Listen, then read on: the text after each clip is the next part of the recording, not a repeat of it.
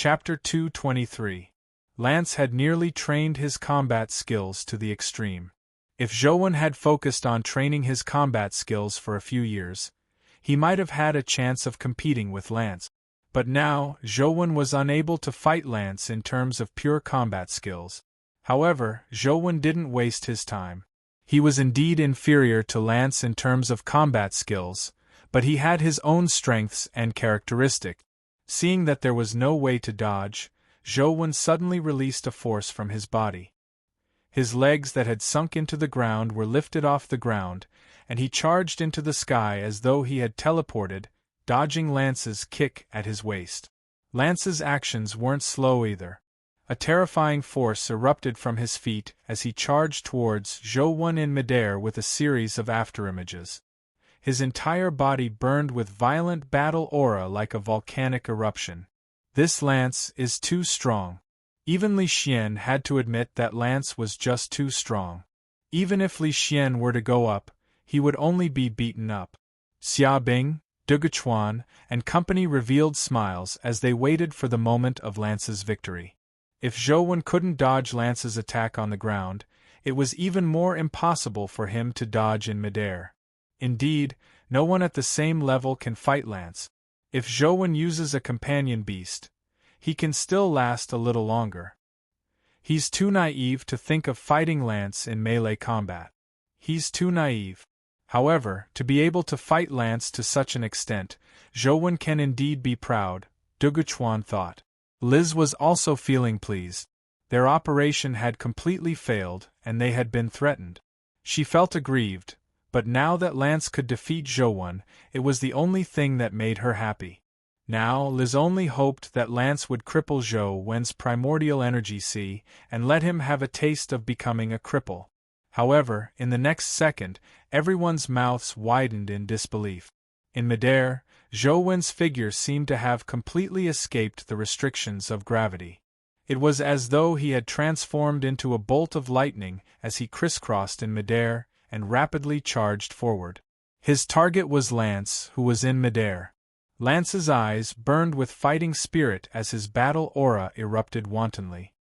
His bodily functions were pushed to their limits as he twisted his body and quickly brandished his fists to block Zhou's attacks that streaked across the sky like bolts of lightning. As his movements were too fast, he left behind afterimages, making it look like Lance had 3 heads and 6 arms to block the lightning-like phantoms. However, no matter how fast Lance's movements were, he wasn't faster than Zhou's lightning-like attack. Having 3 heads and 6 arms couldn't withstand the unparalleled fast attack. In the end, he couldn't withstand all the attacks. After being struck in the chest by a beam of light, his defense immediately collapsed. The crisscrossing beams of light immediately struck Lance's body as though bolts of lightning had passed through his body. Finally, the shadows fused into one, revealing Zhou's true body. He struck Lance's chest and immediately sent him flying. Bang! Lance fell to the ground and cracked it. Blood seeped out of the corner of his mouth. There was silence in the stands. Duguchuan, Xia Bing, and the other members of the 6 families wore looks of disbelief. They couldn't believe that Lance would be defeated and bleed. They had never imagined such a scene. Furthermore, the person who defeated Lance was a youth about the same age as him. The scene of the lightning-like attacks was extremely shocking. Liz was so infuriated that she nearly vomited blood. She wished she could immediately mobilize the army to tear Zhou apart. Lance stood up from the ground and ignored the blood at the corner of his mouth. He stared at Zhou and asked, "What's the name of that move?" "Transcendent Flying Immortal," Zhou answered. "Transcendent Flying Immortal? I'll remember it. I'm really happy. I've finally found a way to continue moving forward. The next time we fight, I hope you can give me even more surprises." After saying that, Lance directly fell to the ground. He was severely injured, and they were all internal injuries. To be able to stand up and last until he finished speaking to Zhou, his willpower was already unparalleled. The medical staff immediately went on stage to save him. Thankfully, Lance had only fainted. Although his injuries were serious, they weren't life-threatening. With Lance's physique, he could quickly recover. Zhou walked out of the battlefield and left Little Lin's pet arena with Li Xian and Li Xian. Xia Bing and company watched Zhou leave, but no one stopped him. Their expressions were extremely complicated. Back then, they hadn't seen Tianzuo's incident with their own eyes, but now they had personally experienced everything. That transcendent flying immortal was just like that person's name. It was probably something they would never forget for a long time to come.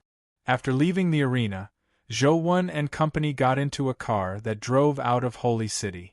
The driver was Xing, and sitting beside Zhou, Xing took off his hat and wiped away the makeup on his face. It was all I. Young Master One, I'm afraid your name will really be in the hands of the 6 families in the future after this battle. You have to be even more careful when entering and exiting, Xing said. Zhou nodded without a word. However, he was thinking about his battle with Lance. If he hadn't used Transcendent Flying Immortal, he would have definitely lost. If Lance had learned a primordial energy skill that could match Transcendent Flying Immortal, he would have lost as well. From the looks of it, although strength and primordial energy skills are important, combat skills can't be neglected. I have to continue learning from teacher when I return. Zhou secretly made up his mind to make up for his lack of combat skills when he returned. And Xing originally imagined that they would encounter a lot of trouble on the way out of Holy City, but strangely, nothing happened. As a result, many of Xing's preparations were useless. In the medical ward, Lance sat by the bed. Beside him was a long-haired girl gently peeling an apple. Have Zhou and company left Holy City? Lance asked. Don't worry. It's all done. The other families have been stopped, the girl said as she handed the peeled apple to Lance. That's good. I'll definitely beat him next time, Lance said as he took a bite of the apple. If you want to win so much, why don't you use your life providence? The girl seemed to believe that as long as Lance used his life providence, he would definitely win. That would be boring, Lance said excitedly. Although I lost this battle, it made me understand something. In the past, I only pursued combat skills, but I neglected the ultimate moves in-game. In the past, I could use ordinary offensive techniques to defeat my opponent, but a fellow like Zhou wouldn't be so easily defeated by me. It's the same for Tianzuo. Therefore, if I can learn many primordial energy skills like Zhou Transcendent Flying Immortal and add them to my combat skills, it would be even more interesting. Seeing Lance's focused and excited look, the girl only sat by the side and listened quietly with a gentle smile. Chapter 224. Zhou was somewhat vexed. His strength and speed stats had been enhanced by the God Power Crystal, allowing them to break through to 21 points. However, his primordial energy and constitution still hadn't broken through. Now, there were no God Power Crystals for him to obtain unless he waited another 10 years for the Holy Land to open again. Unfortunately, Zhou couldn't wait 10 years. Even if he could wait 10 years, the family probably wouldn't give him the spot. How do I break through to 21 points in constitution and primordial energy? Zhou thought about it but couldn't think of a solution. Since there are God Power Crystals in the Holy Land, there might be them in other dimensional zones.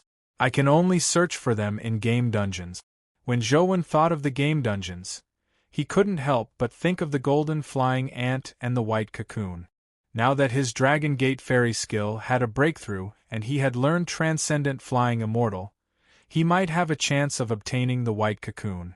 I originally planned on taking you to the dimensional zones that I didn't have the chance to visit when I returned, but forget it.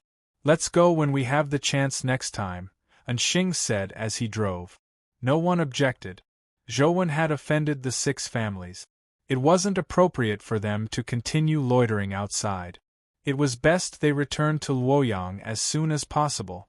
As he was afraid that something would happen, Xing didn't choose to fly back. He drove all the way, and when the car reached a mountain road, he saw a girl sitting in the middle of the road waving at them. The four of them stopped the car and saw that the girl's ankle had suffered a serious injury. It was as though she had been bitten by something. The wound was very deep and her bones were damaged. I was attacked by a dimensional creature nearby. All my companion beasts have died in battle and I'm injured. It's difficult for me to walk. Can you take me to a nearby city? The girl requested. Did you get hurt near here? There shouldn't be any dimensional zones nearby, right? Li Xian asked the girl. I think so too, but a dimensional creature appeared here. I nearly lost my life because of it, the girl said. Where did you encounter the dimensional creature? What kind of dimensional creature was it? And Xing stared at the girl and asked. It's about half a kilometer ahead. It's a snow-white ape-shaped dimensional creature. The girl recounted what had happened. After Xing heard this, he agreed to give the girl a ride. Li Xian found an opportunity to check Xing's car and whispered to him, Brother Xing, is there a problem with this woman? We've just offended the 6 great clans, and now we've met an injured woman in the wilderness. Isn't this too much of a coincidence? If there's a problem with her, then all the more I should keep her by my side. I'd rather have the enemy in my hands, Xing said. Li Xian thought that it made sense, so he didn't say anything else. When the car resumed its journey, Zhou Wen saw many traces of battle on the road. There were quite a lot of rubble and some terrifying claw marks. From the looks of it, the woman didn't seem to be completely lying. At the very least, there had definitely been a battle here. As for whether her opponent was a dimensional creature or a human, it was hard to say. Li Xian was very good at chatting with women, so he quickly started chatting with the woman. The woman said that her surname was Zhang and her full name was Zhang Yuji. She was from East Capital and was a freelance dimensional creature hunter. Typically, even if one entered a dimensional zone to adventure or hunt dimensional creatures, they would join a large corporation or federation organization. Only a small number of people chose to become freelance hunters. They would enter dimensional zones alone or with a few friends to hunt dimensional creatures. This woman looked to be in her early 20s. According to the current education system, most people could attend college at the age of 16 or 17. After 4 years of college, they would be in their early 20s. It was somewhat unexpected that a woman who had just graduated would choose to become a freelance hunter. There was something else that Zhou Wen and company were very concerned about. The East Capital was very close to Luoyang and was now under Luoyang's jurisdiction. This woman was actually from the East Capital and happened to be heading the same way as them. When Li Xian chatted with Zhang Yuji, he deliberately asked her a lot about the East Capital. Zhang Yuji answered him fluently as though she was a local born in the East Capital. She even knew the shops in the old alleys. When they arrived at the place where Zhang Yuji said she had encountered the dimensional creature, they didn't see the white ape. Instead, there were quite a number of fallen rocks blocking the way. Li Xian went down to clear the road and swept the rubble to the bottom of the mountain path. However, after moving the rubble away, he realized that there was a corpse beneath it. The corpse was a white ape. It was similar to Zhang Yuji's description. It was likely the one she had seen before. Did you kill it? And Xing asked Zhang Yuji after inspecting the white ape's corpse. No, I was nearly killed by it. All my companion beasts were killed by it, so how could I have the ability to kill it? Zhang Yuji shook her head with certainty. That's strange. Why would it die here if you didn't kill it? Li Xian asked. I don't know about that. Perhaps there are others here. Zhang Yuji sized up her surroundings, but there was no one on the winding mountain road. On one side of the mountain road was a cliff, and on the other side was a straight mountain wall. It was impossible for anyone to hide here. Zhou Wen was also looking at the corpse. He saw a bloody hole in the white ape's chest as though its heart had been dug out. It had died a tragic death. And Xing moved the white ape's corpse to the side and said to them, Get in the car. Let's continue walking. Just as Zhou Wen was about to get in the car, he swept his gaze to the side and realized that there was a boundary stone by the side of the road. boundary stones weren't rare. In the past, they were used to demarcate the boundaries between regions. Between cities, countries, and even between towns and villages, there would be boundary stones to demarcate each other's territory. After the dimensional storms, basically no one used boundary stones anymore. This was because most regions had dimensional zones, making it difficult to demarcate them. However, one could often see boundary stones left behind on the road. However, they were no longer of any use now. It wasn't rare to see a boundary stone here, but what was rare was that Zhou actually saw a tiny palm symbol on it. Zhou was just too familiar with the tiny palm symbol.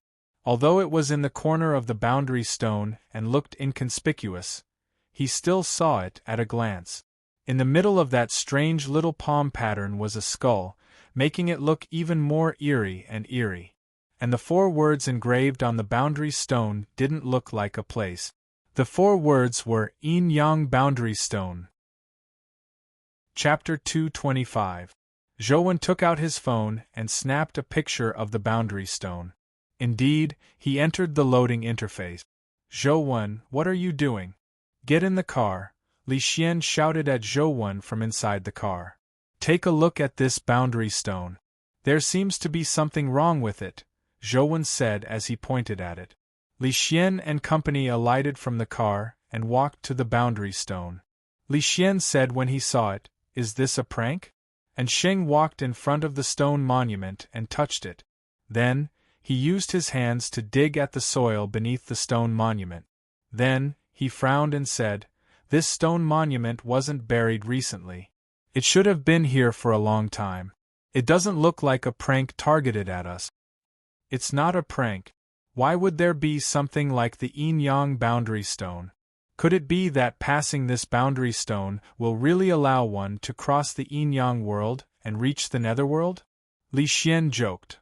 I don't know if we'll enter the netherworld, but there's nothing wrong with being careful. Keep your eyes peeled. And Sheng carefully looked around but didn't find anything abnormal. There was only one mountain path, and there were no dimensional zones nearby. It was impossible for Sheng to turn back just because of the appearance of a boundary stone. Zhou said, Sheng, let's take another path. I feel that something's amiss up ahead. Could it be a newly appeared dimensional zone? Alright. And Sheng nodded slightly. He also felt that something was amiss. However, if they were to take a detour, they would have to walk for more than 10 hours. He turned the car around and drove back the way he came. He drove to the fork at the foot of the mountain and went around to another mountain road. He continued to go forward from the other side. This road was a long detour, and it was not easy to walk on. The car could not drive very fast. The road was filled with potholes and was especially difficult to traverse. The car vibrated violently as Zhou took a look at his phone. The download had been completed and the Yin-Yang World icon appeared on the phone's home screen. However, Zhou typically only played the ant nest dungeon in front of others. Now that he was in front of so many people, he couldn't open the Yin-Yang World dungeon. After driving for most of the day, Zhou felt like he was about to fall apart from the shaking. Li Xian and Alai also felt a little uncomfortable. The 3 of them nearly fainted from the shaking. Creak! The sudden braking made the 3 of them sober up quite a bit, and their heads almost squeezed into the back of the front seat. Brother Xing, what's going on? Li Xian asked. There's another boundary stone up ahead, and Xing said as he opened the car door and walked out. Zhou and company walked down as well. Indeed, they saw another boundary stone beside the mountain path. On it were the words Yin-Yang Boundary Stone. However, Zhou didn't see the tiny palm symbol on the stone. Is it that creepy? Li Xian looked around. The sky was almost dark, and what he could see was very limited. Xing, is there another way? Zhou asked. No. The dimensional zones have cut off most of the path. If we were to take another detour, it would take too long unless we don't pass through this mountainous region. And Xing thought for a moment and said, How about this? It's getting dark now and there aren't any street lamps. It's not convenient to go back. Let's find a place to camp. Then, when the sky brightens, we'll go back to find an airport and take a plane back. Alright, let's do it that way. Zhou felt that it was for the best. It wasn't wise to risk crossing the Yin-Yang world's stone monument. And Xing took out simple tents and other tools from the car. He found an empty space by the side of the road and set up a tent. He even placed some warning posts to prevent other cars from hitting their tent. Although the possibility of a car coming here was relatively low, and Xing still took care of everything. Li Xian and Zhang Yuji chatted while Alai lit a fire to prepare food. Zhou sat in the car and was just about to open the Yin-Yang World dungeon to see what was inside when he suddenly heard Li Xian's surprised voice. "What's that?" Zhou hurriedly got out of the car and saw Li Xian pointing in the direction of the Yin-Yang boundary stone with a look of surprise. Zhou looked over and saw a woman in red standing on the other side of the Yin-Yang boundary stone. To be precise, it was likely a woman wearing a red wedding dress. Zhou had seen such clothes on television when he was young. He heard that it was a rather ancient tradition. Nowadays, women would wear white wedding dresses when they got married. In the ancient times of the East District, white was something worn when a dead person died. One had to wear red when they got married. Young ladies from rich families would wear embroidered red silk wedding dresses when they got married. They would also have a red veil over their heads. Only on the wedding night could the groom remove the bride's red veil. The woman standing on the other side of the Yin-Yang boundary stone was like a red-dressed bride in a television drama. Her head was also covered with a red veil. She stood behind the stone monument as though she was looking at them. Who's playing tricks over there? Perhaps it was because the trembling Zhang Yuji had triggered the secretion of Li Xian's male hormones, but he was shockingly bold as he shouted at the woman in red behind the Yin-Yang boundary stone. The woman in red didn't answer and continued standing there motionlessly.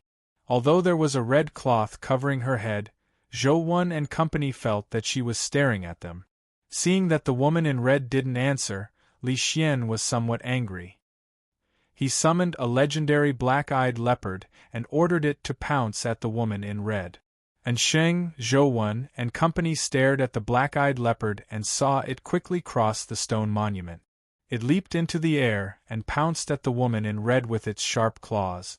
What happened next immediately made the five of them widen their eyes as their scalps tingle. The black-eyed leopard passed through the woman in red's body as though the woman's body was just an illusion. Don't tell me we really encountered a ghost? Li Xian felt a little guilty when he saw this scene.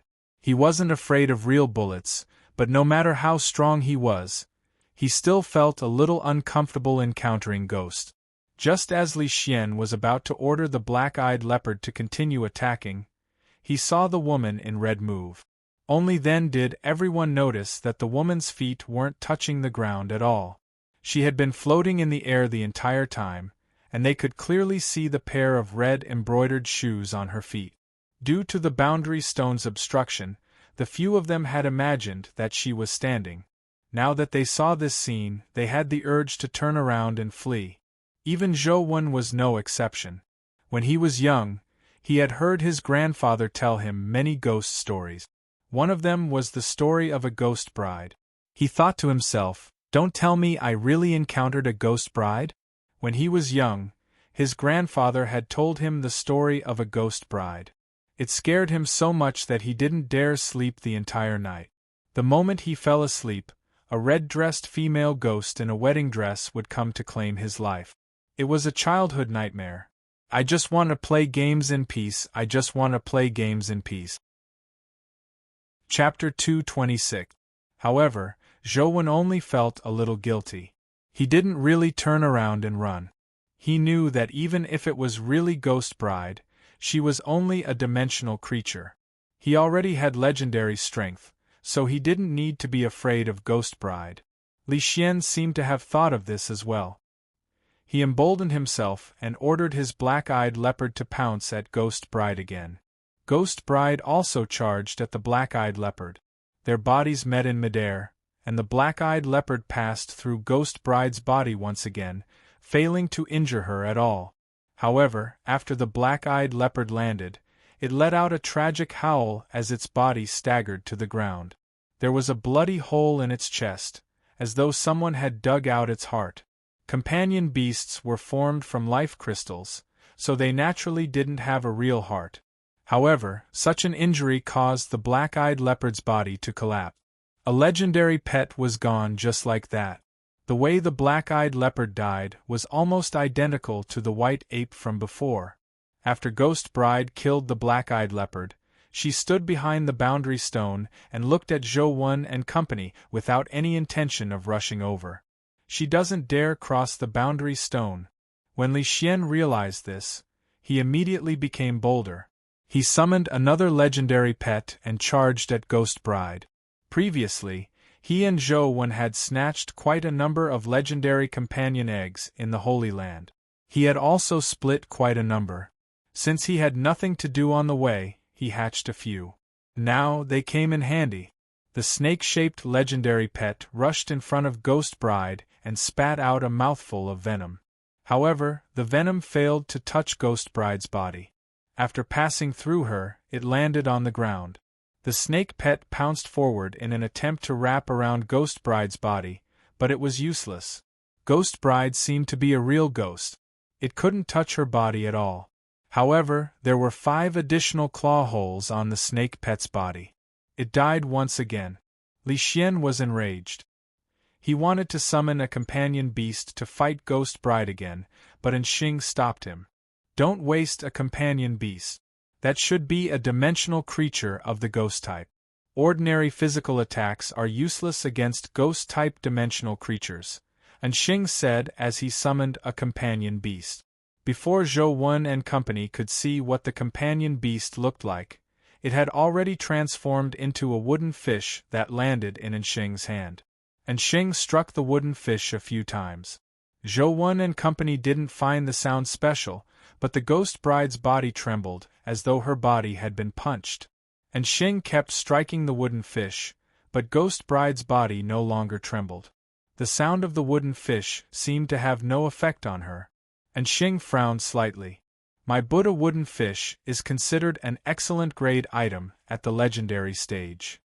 It has a restraining effect on ghost-type dimensional creatures, yet it can't injure that Ghost Bride.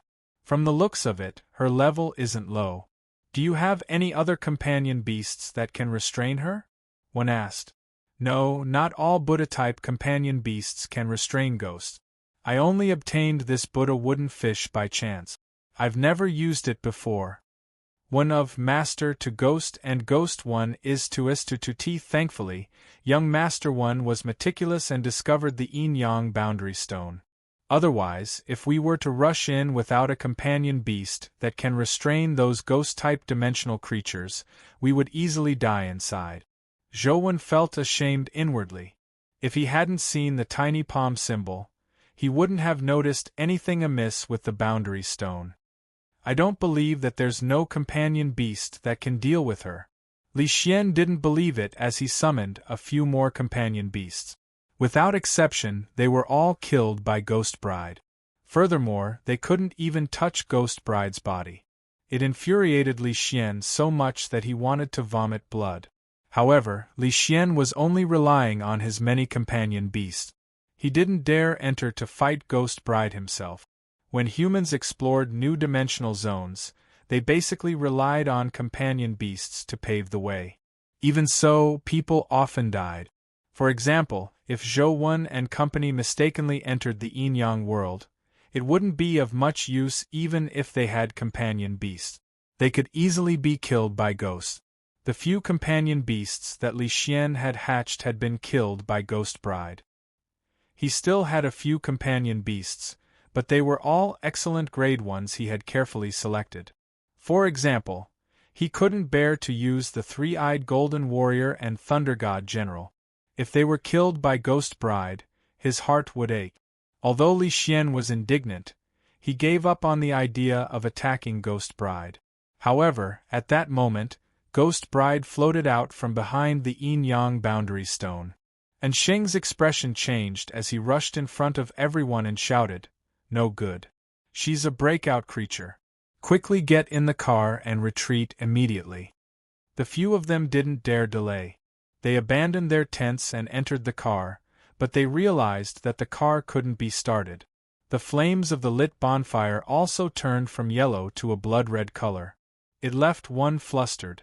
The ghost bride ignored Sheng, who was standing in front of her, and floated towards Zhou and company. A cold glint flashed in Sheng's eyes as lightning appeared on his palm.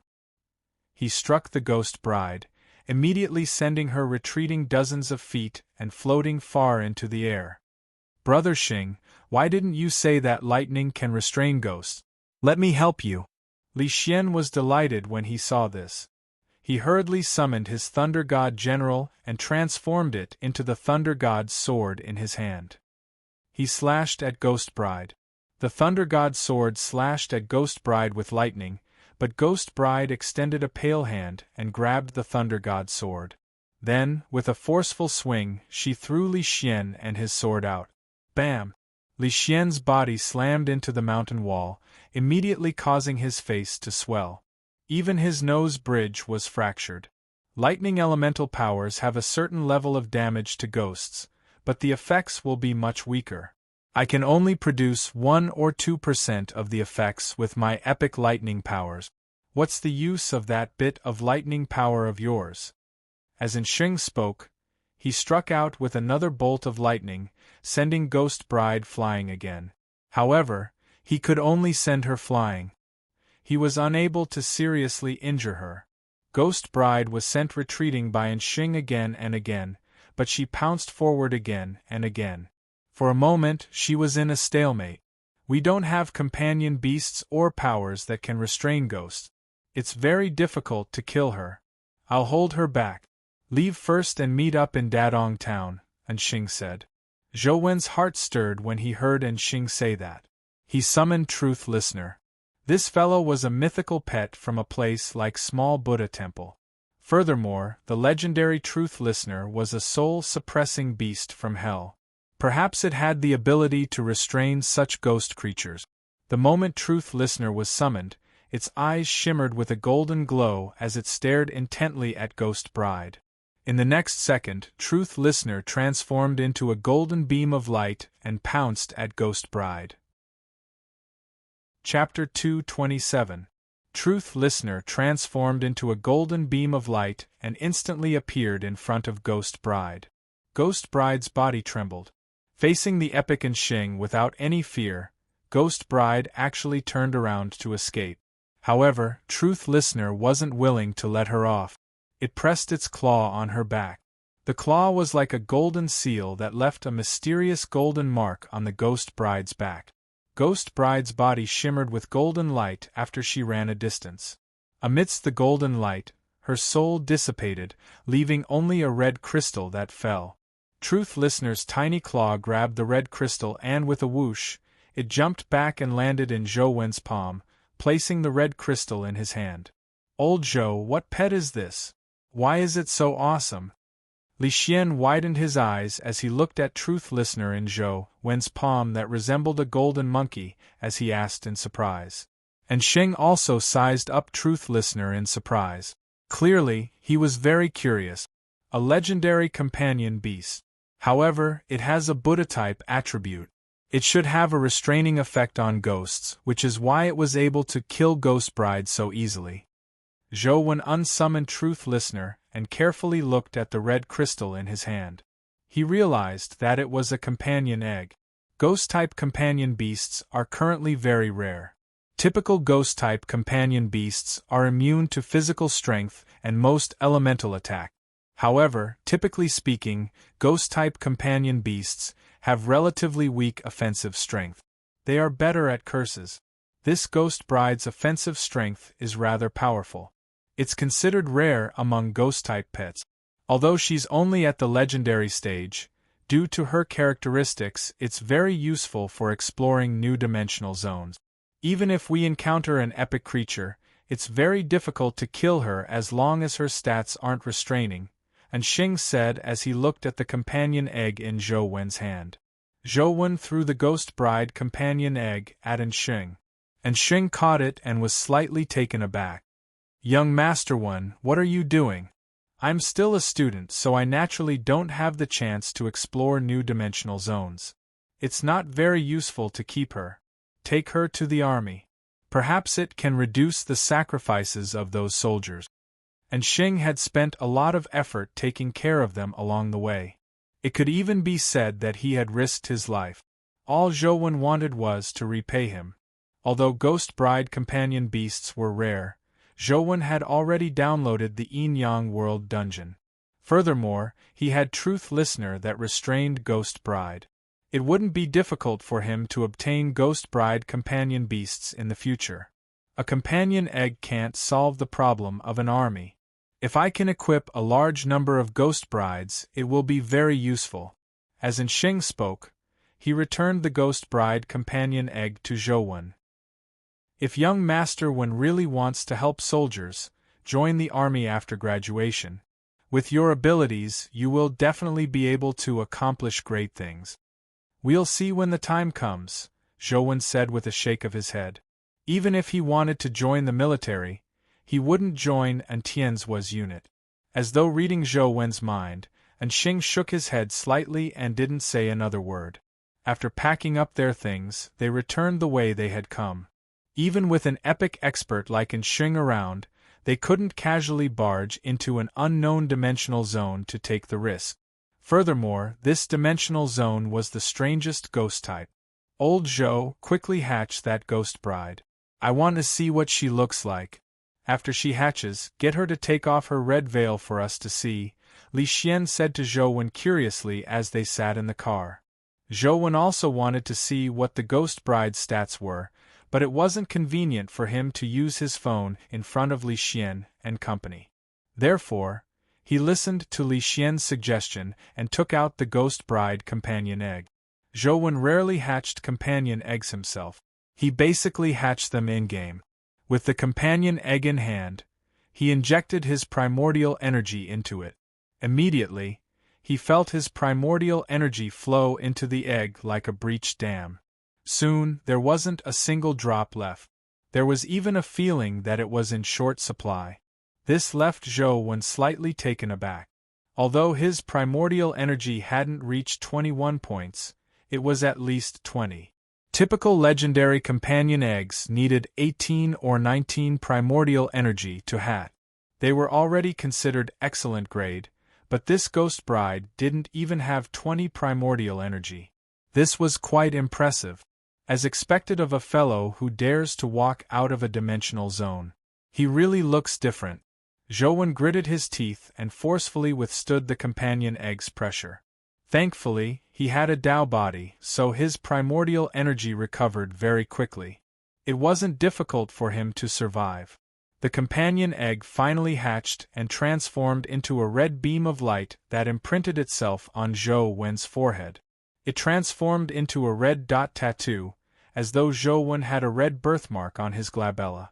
"Quick, summon her to take a look," Li Xian said eagerly. "It's so crowded in the car. How can I summon her?" Zhouwen asked. "Your intelligence really isn't good. She has a ghost body. The things in the car can't touch her," Li Xian said.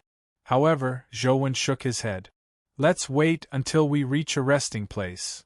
Finding an opportunity when no one was paying attention, Zhouwen glanced at the Ghost Bride's stats on his phone. He never expected her name to be Ghost Bride. Ghost Bride. Legendary Life Providence. Ghost King's Wife Strength. 19 Speed. 20 Constitution. 19 Primordial Energy. 21 Talent Skill. Ghost, Spirit Absorption, Een Wind Claw, Jinx's husband companion form. Ghost her primordial energy actually has 21 points. Isn't this an attribute point that only mythical creatures have? An ordinary legendary creature can actually reach such a point? Zhouwen was alarmed as he looked at her talent skill. His expression turned even odder. Is Jinx's considered a skill? Looking at her companion form, he didn't know what the ghost eye meant.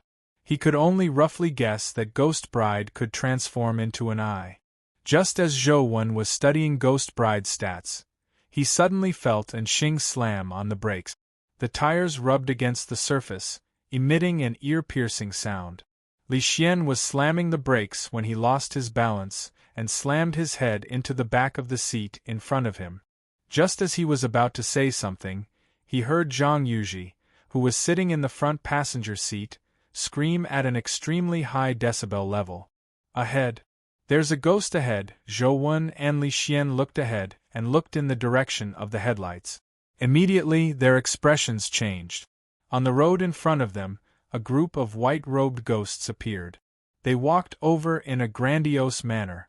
Among them, there was even a ghost carrying a red-painted coffin. When they walked over, the entire sky seemed to be enveloped by a terrifying ghostly aura. Instantly, the surroundings seemed to turn into a ghost domain. The white-robed ghosts had green faces and fangs. They didn't look like humans, and the red-painted coffin emitted a strange black gas. It looked eerie and terrifying. Chapter 228. Zhou Wen and company's faces turned livid. There were countless ghosts in front of the mountain path, carrying the coffin like a funeral procession. When they were about 100 meters away from Zhou Wen and company, the ghosts carrying the coffin stopped. However, it was only for a moment. In the next second, the ghosts roared and charged forward like a tidal wave. "There's no other way. We can only storm our way out." And Sheng summoned a dagger, opened the car door, and walked out. Zhou Wen, Li Xian, Alai, and Zhang Yuji alighted from the car. Zhang Yuji's face was pale, but she was already prepared for battle. Clearly, she knew that it was useless no matter how afraid she was. They had to charge out. "Follow behind me." And Sheng walked in front as he stared at the ghosts that were charging at him. When the ghosts were about 5 meters away from him, the dagger in his hand finally moved. The dagger produced a blade beam that resembled a rainbow as it slashed at the surging ghosts. Immediately, the row of ghosts at the front was sliced in half. The few ghosts at the back suffered the impact as their bodies were sent flying backward. The might of the strike seemed powerful, but Zhou Wen couldn't help but frown. And Sheng's blade beam would probably have killed a large number of ordinary legendary creatures. However, this strike only killed 3 or 4 ghosts at the front. Furthermore, they were only ordinary legendary ghosts. Clearly, and Sheng's strength wasn't effective against ghosts. In just an instant, the ghost army drowned Zhou Wen and company as they attacked from all directions. And Sheng led the charge while Alai and Li Xian guarded the flanks. Zhou Wen was at the back. As Zhang Yuji's pets had died in battle and her feet were injured, she walked in the middle to prevent the occasional ghost from slipping through. And Sheng's gaze was cold as he constantly brandished his dagger. Wherever the blade beam went, even ghosts would have their bodies sliced apart. He carved out a bloody path through the tidal wave of ghosts as he charged forward with Zhou Wen and company. Li Xian brandished the Thunder God's sword in his hand. Although the effects of lightning on Ghost Bride were limited, it was rather effective against ordinary ghosts. Furthermore, his invincible connate divine art seemed to have a certain effect on ghosts. Although he couldn't directly kill ghosts like in Sheng, he could still make the ghosts around him howl in pain. Alai's situation was rather odd. He was clearly a little afraid and didn't seem to have practiced any special combat skills. It didn't seem like he had any primordial energy skills, but when his fist struck the ghosts, he was able to send them flying. A few of them were nearly dissipated by him. Li Xian is right. Alai is indeed powerful. Zhou Wen was relatively relaxed. Truth Listener was right in front of him. When a ghost rushed over, Truth Listener charged forward like a stream of light and shattered the ghost with a single claw. Zhou Wen switched his primordial energy art to the small perfection of Wisdom Sutra. Any ghost that escaped the net would charge at him with a palm strike. He realized that with the augmentation of the small perfection of Wisdom Sutra, hitting a ghost was no different from hitting a living creature. He directly shattered the ghost's head. The small perfection of Wisdom Sutra indeed has the effect of restraining ghosts. Zhou Wen felt a lot more at ease. According to their present situation, they should be able to charge out if it was just the ghost army blocking their way. However, when Zhou Wen's gaze landed on the red-painted coffin that emitted a black aura, he had an ominous feeling. And Xing led everyone forward and killed countless ghosts along the way. There were many ghost crystals on the ground, but no one had the time to pick them up. Truth Listener seemed to like these ghost crystals. Its body charged forward like lightning and swallowed the crystals. It was even more excited from the killing. Without waiting for Zhou Wen's instructions, it took the initiative to kill the nearby ghost. Its restraining effect on ghosts was just too strong. Legendary ghosts were basically killed with a swipe of its claw. Those ghosts had no ability to resist in front of it. The 5 of them constantly charged through the ghost horde and were about to approach the coffin. Perhaps due to the stimulation from Zhou Wen and company killing the ghosts, the red-painted coffin that emitted a black aura began to tremble violently. When Zhou Wen and company were less than 10 meters away from the coffin's lid suddenly flipped open. A hand reached out from the coffin and pressed against the side of the coffin. It was as pale as snow. Its fingers were slender and long, as though it was covered in skin and bones. Its fingernails were silver, long and sharp like sharp blades. There seemed to be a faintly discernible black aura emanating from that hand. Zhou Wen's heart palpitated as Xing's expression turned solemn. The few of them continued charging forward without a word. The ghostly hand pressed hard on the coffin, and a figure slowly stood up. It was a man with white hair and black armor. His entire body was covered in black armor, and even his face was covered in a ghostly mask. His entire body emitted a faintly discernible black aura. He looked eerie, but also had an evil charm. The black-armored, white-haired ghost in the coffin slowly floated up as it stared at Truth Listener and Xing. In the next instant, it appeared in front of Xing as though it had teleported. The silver fingernails on the ghost's hand were like 5 sharp daggers that stabbed at Xing's head. Xing's reaction was extremely fast. He raised his dagger and slashed at the ghost claw like a rainbow, forcefully repelling it. "Retreat," Xing said in a deep voice with a solemn expression. Zhou Wen and Li Xian knew that something was amiss. Behind them was the yin-yang boundary stone. If they retreated, they would retreat into the yin-yang world. Despite knowing this, Xing still made them retreat. Clearly, he had encountered a very serious problem. It was likely that even he wasn't confident of defeating the black-armored, white-haired ghost. Without a word, Zhou Wen charged back with Truth Listener. Li Xian, Alai, and Zhang Yuji followed closely. However, Xing didn't retreat. He held his dagger and stared intently at the black-armored, white-haired ghost. The black-armored, white-haired ghost also looked at Xing as the black aura on his body became more obvious. The other ghosts seemed to be unable to see Xing.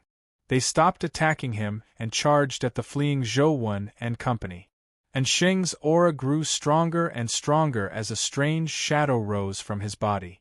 It was as though a great demon had descended on him.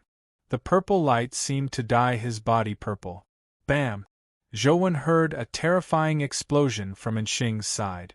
He saw a ghostly aura rise, mixed with a demonic purple light. It was unknown how many ghosts had been dispersed. However, there were just too many ghosts. There were still countless ghosts charging at them. Without Xing fending off the attacks of most of the ghosts, their situation immediately worsened.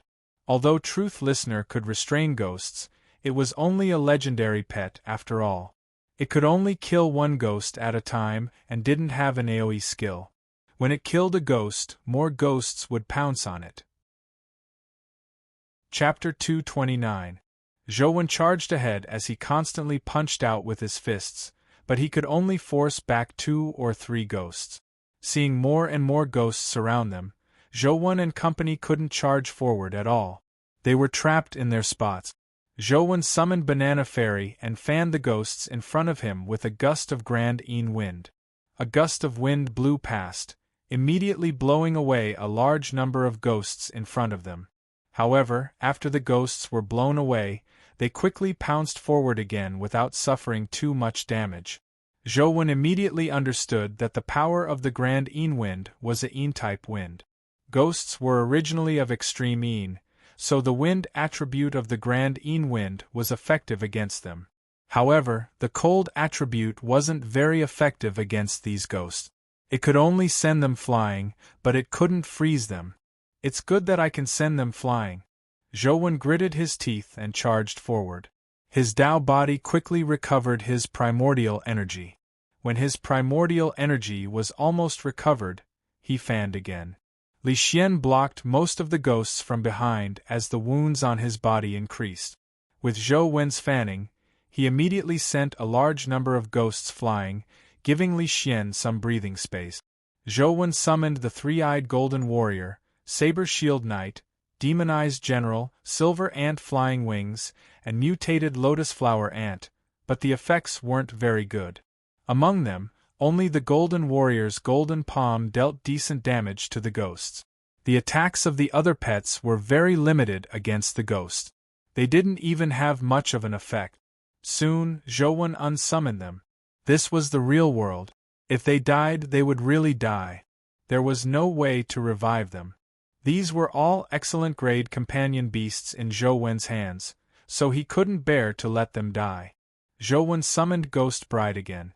Ghost Bride's figure was erratic as a pair of pale white hands with red nails penetrated a ghost's head wherever they went. Then, the ghost was absorbed by her palm as her nails turned even redder like blood. Ghost Bride's erratic slaughter was even more efficient than Zhou Wen's. She shared a lot of the pressure on Zhou Wen and company. With the powerful support of Banana Fairy, Truth Listener, and Ghost Bride, Zhou Wen and company took an unknown period of time before they finally rushed back to a spot not far from the Yin-Yang boundary stone. From time to time, earth-shattering explosions sounded from afar, calming Zhou Wen and company. At the very least, they knew that Ensheng was still fighting the black-armored, white-haired ghost and hadn't been killed. However, they were at a loss. Ensheng had only asked them to rush back, but he didn't say what they should do. Now that they were about to rush to the Yin-Yang boundary stone, were they supposed to cross it? He had already been chased by ghosts to the point where there was no way out. If he entered the underworld, wouldn't it be even worse? Zhou Wen, who was at the front, couldn't help but look in the direction of the Yin-Yang boundary stone. His pupils constricted as though he had seen an extremely terrifying scene. Holy **T. Li Xian also looked in the direction of the boundary stone and immediately exclaimed. Behind the boundary stele, there was a group of red-clothed female ghosts. Their numbers were no less than the white-clothed ghosts here. At this moment, they were blocking the boundary stele like a sea of red flowers. However, the red-clothed female ghosts were somewhat different from Zhou Wen's Ghost Bride.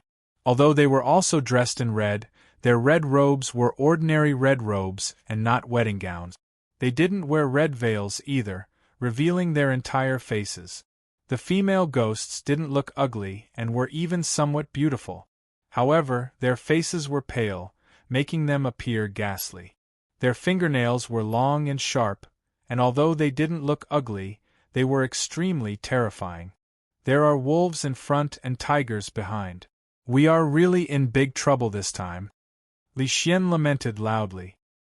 His immortal god of combat life providence combined with the invincible connate divine art made him nearly immortal unless he was directly killed.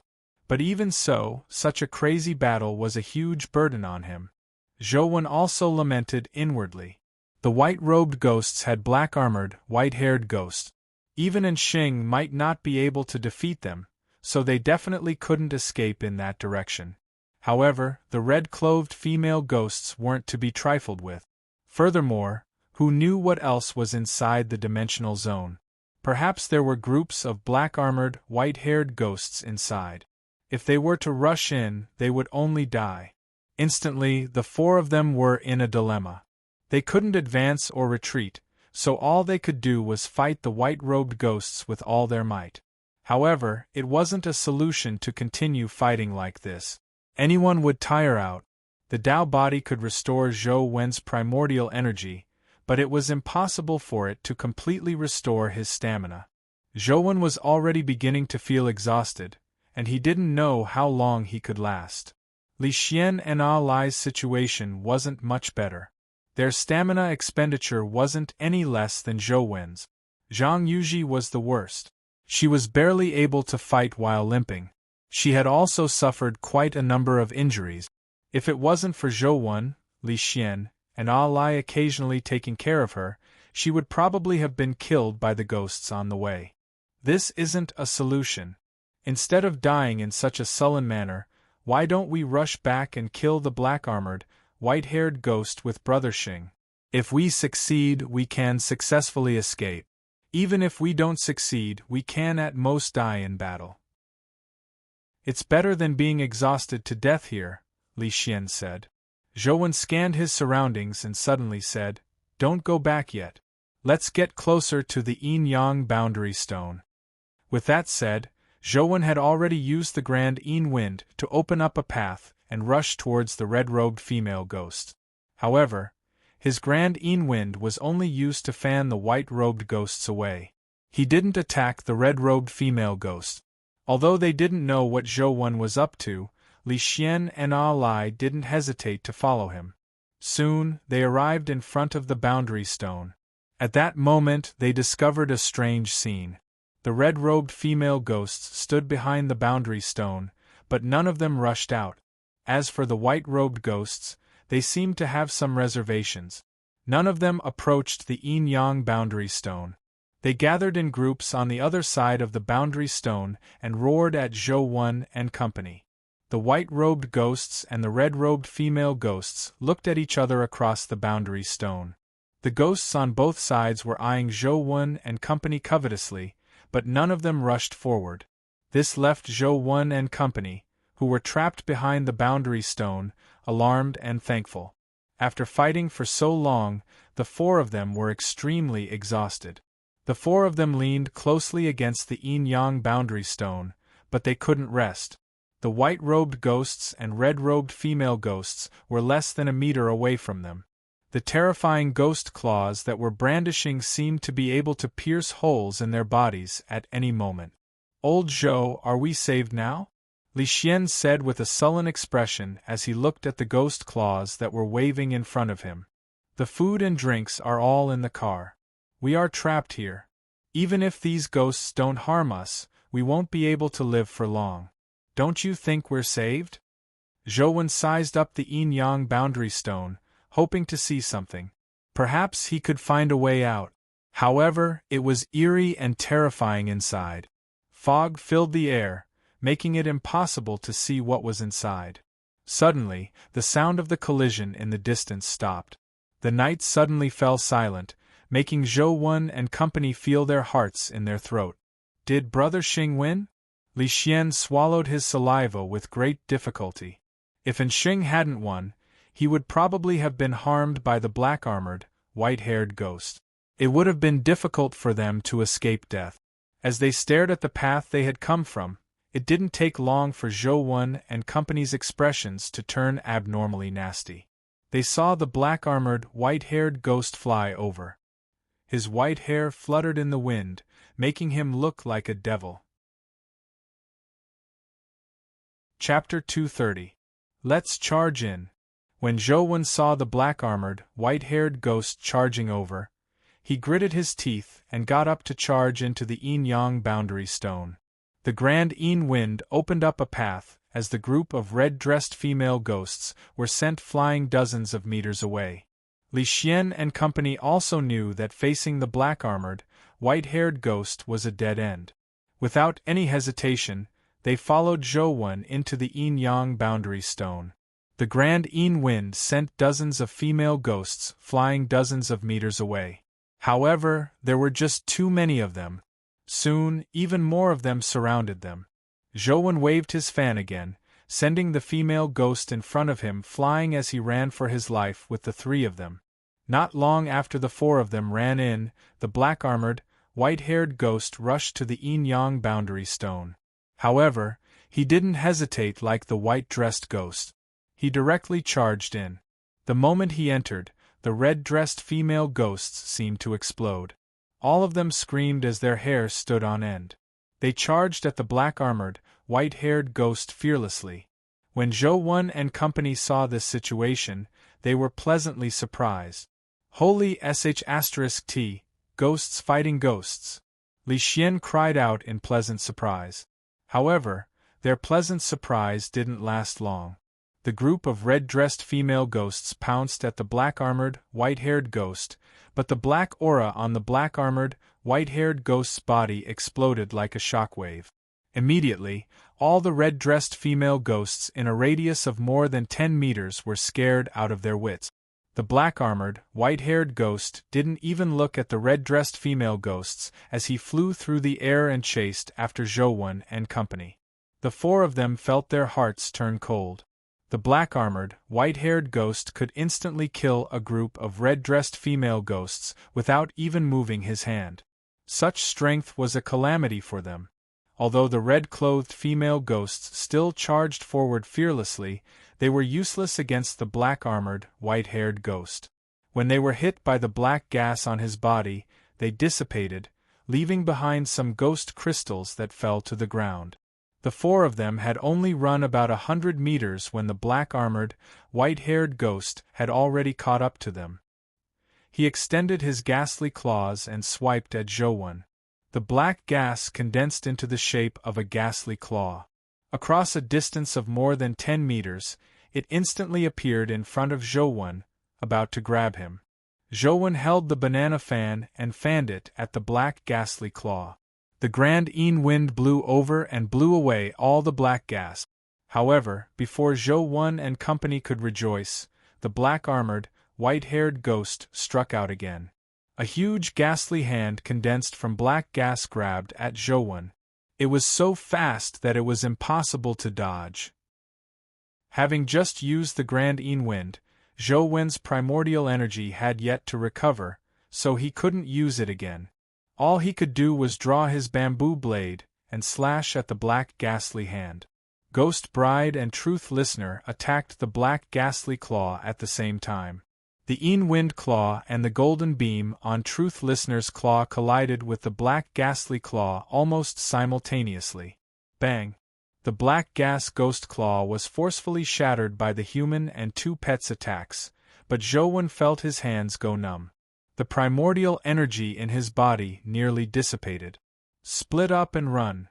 Zhou could tell that the black-armored, white-haired ghost's target was him, so he immediately rushed in another direction.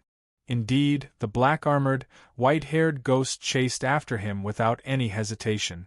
The red-dressed female ghosts that approached him were dispersed by him, as though a demon king had descended. Zhou felt even worse than the black-armored, white-haired ghost. He had used the grand wind to blow away the red-dressed female ghosts in front of him, so he had no way of dealing with the black-armored, white-haired ghost. Furthermore, the black-armored, white-haired ghost was clearly much faster than him. In the blink of an eye, he had caught up to him. As though he knew that the black ghastly claw was useless against Zhou, the black-armored, white-haired ghost used his hand to grab Zhou. Like a phantom, he was unbelievably fast.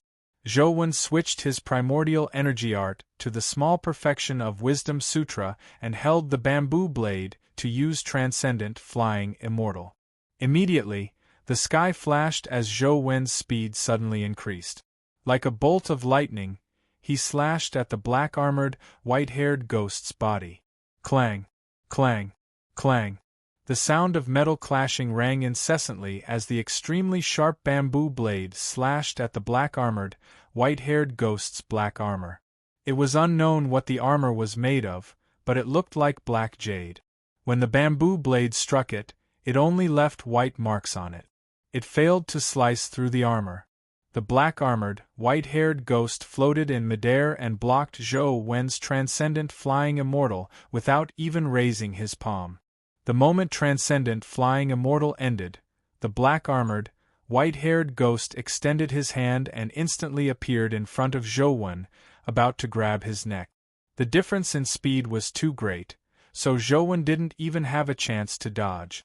Truth Listener appeared on Zhou Wen's shoulder as its claws shimmered with golden light. It seemed to carry some mysterious hex as it faced the black-armored, white-haired ghost's palm. Bam! The black-armored, white-haired ghost's palm had an additional golden mark, making him retract his hand as though he had been pricked by a needle. As for Truth Listener, it was sent flying as it somersaulted a few times in the air before landing on the head of a red-dressed female ghost. It scared the red-dressed female ghost so much that she didn't dare move.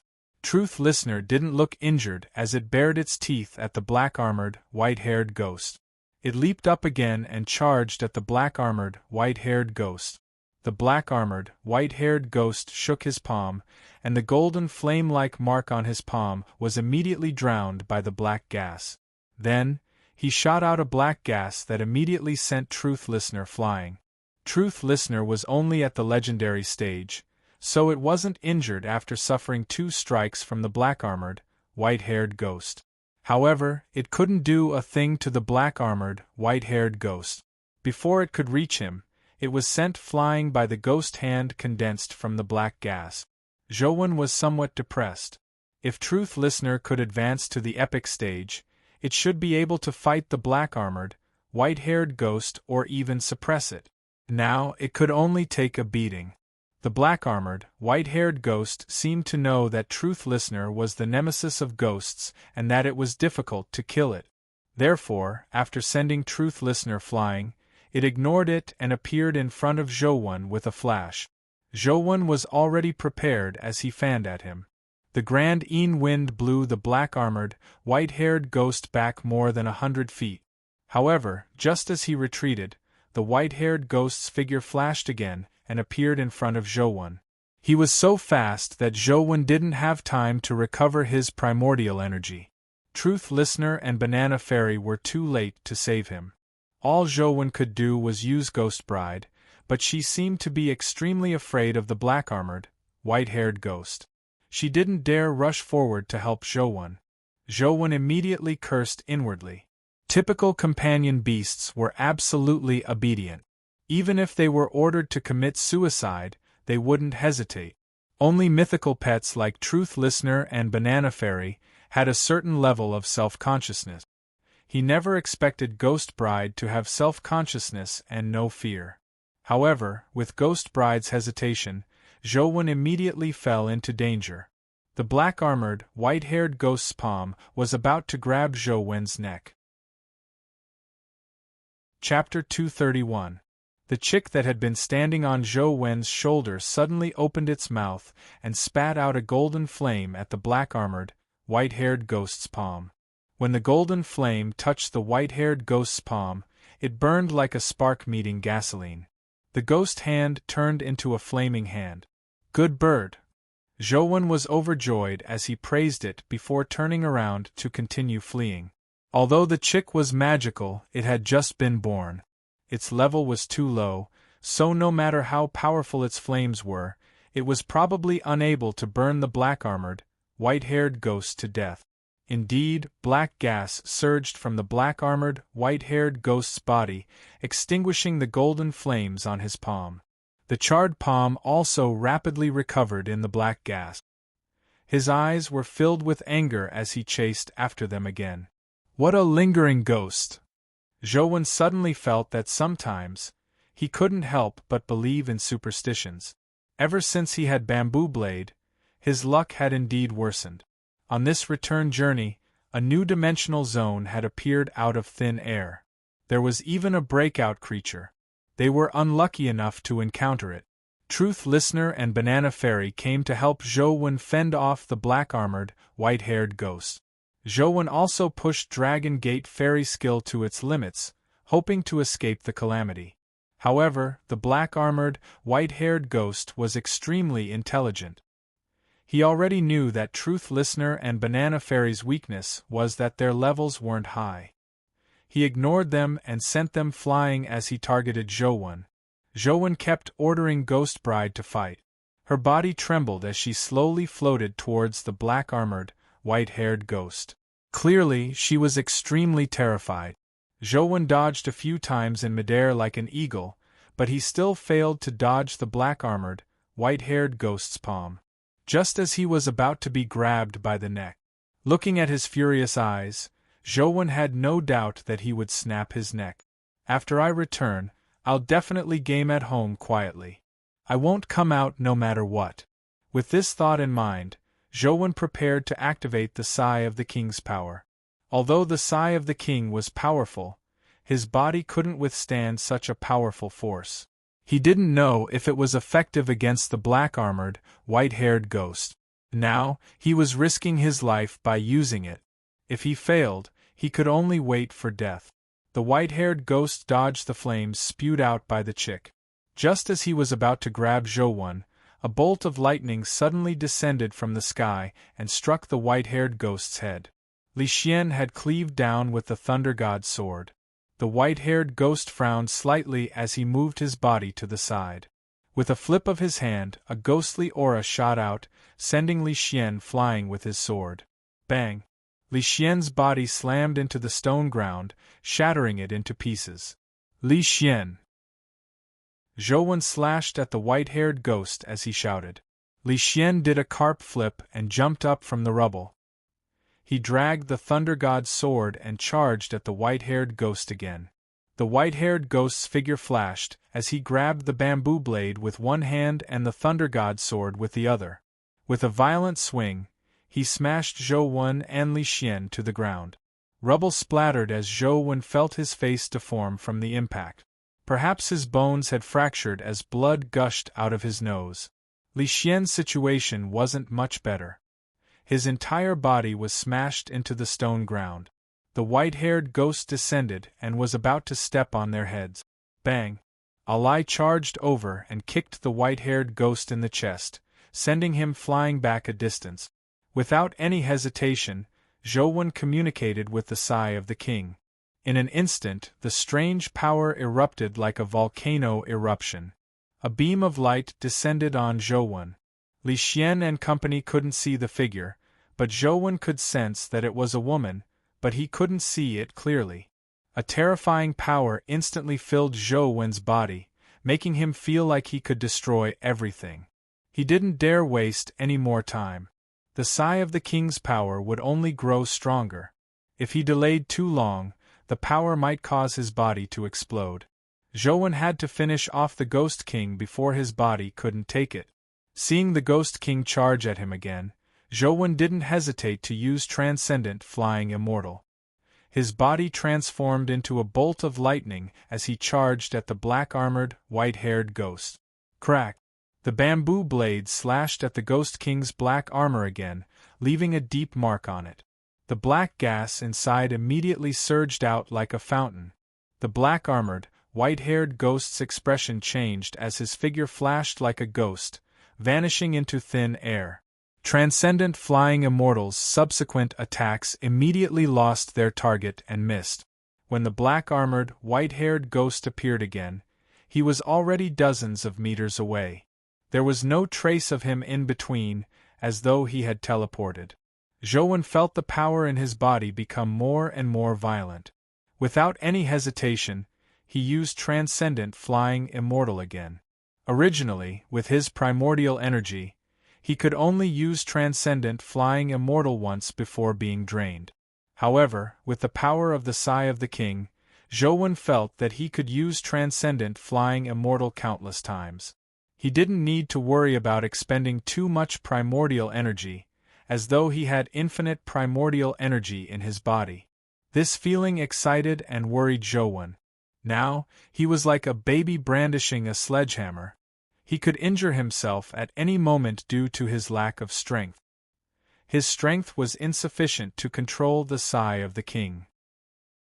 Transcendent Flying Immortal instantly streaked across the sky and arrived in front of the black-armored, white-haired ghost. However, the black-armored, white-haired ghost's figure flashed and vanished once again. It made Zhou lose track of his aura and unable to lock onto him. His Transcendent Flying Immortal missed again. Zhou's expression changed slightly. His body was already showing signs of overloading. If he couldn't quickly finish off the white-haired ghost, he would probably self-destruct. However, the white-haired ghost had a skill similar to teleportation. No matter how strong or fast he was, it was useless if he couldn't touch the white-haired ghost. When the white-haired ghost appeared again, Li Xian charged forward and slashed at the white-haired ghost's head with the Thunder God sword. The white-haired ghost was somewhat afraid of Zhou Wen's strength, but he thought nothing of Li Xian. With a slight flash, he dodged Li Xian's Thunder God sword and pressed Li Xian's head to the ground. Bam! Rubble flew as Li Xian's head slammed into the stone ground, leaving a huge crater. Blood splattered along with the rubble. Zhou Wen was alarmed. This strike had probably crushed Li Xian's head. However, just as the white-haired ghost was about to retract his palm, Li Xian suddenly grabbed his arm with both hands. He leaped up and wrapped himself around the white-haired ghost's body as he shouted at Zhou Wen, "Kill him!" Chapter 232. Zhou Wen didn't hesitate as he instantly traversed more than 10 meters with transcendent flying immortal. The bamboo blade slashed at the white-haired ghost like lightning. Black gas erupted from the white-haired ghost's body, causing Li Xian to spit out blood. Countless bones in his body had been broken, but he refused to let go. The white-haired ghost couldn't shake Li Xian off, so he wanted to teleport with Li Xian. However, Alai, who had rushed over, grabbed his leg. Teleporting with the two of them clearly slowed down a lot, allowing Zhou Wen to discover the secret of his teleportation. It wasn't teleportation at all. It was just a fast movement technique. However, because it was so fast, it looked like teleportation. Li Xian had risked his life to hold him back, and with Alai holding him back, his movement speed immediately slowed down, allowing Zhou Wen to see the white-haired ghost's trajectory clearly. Transcendent flying immortal moved like lightning as it crisscrossed and slashed at the black-armored, white-haired ghost. The extremely hard armor was sliced apart like tofu by Zhou Wen's unbearable strength, leaving one crack after another. Large amounts of black smoke spewed out from the cracks in the armor as his body was about to be torn apart. However, a strange scene appeared at that moment. The black-armored, white-haired ghost let out a long roar as a ghost domain enveloped the entire land. The surrounding white-robed ghosts and red-robed female ghosts turned into wisps of ghostly aura that flowed towards the black-armored, white-haired ghost. As there were too many ghosts around him, large amounts of ghostly aura surged into his body and quickly replenished the damage to his body. The armor that was about to collapse actually stabilized. Zhou Wen cursed inwardly. His body was almost at its limit. If this strike couldn't kill the black-armored, white-haired ghost, he could use transcendent flying immortal again.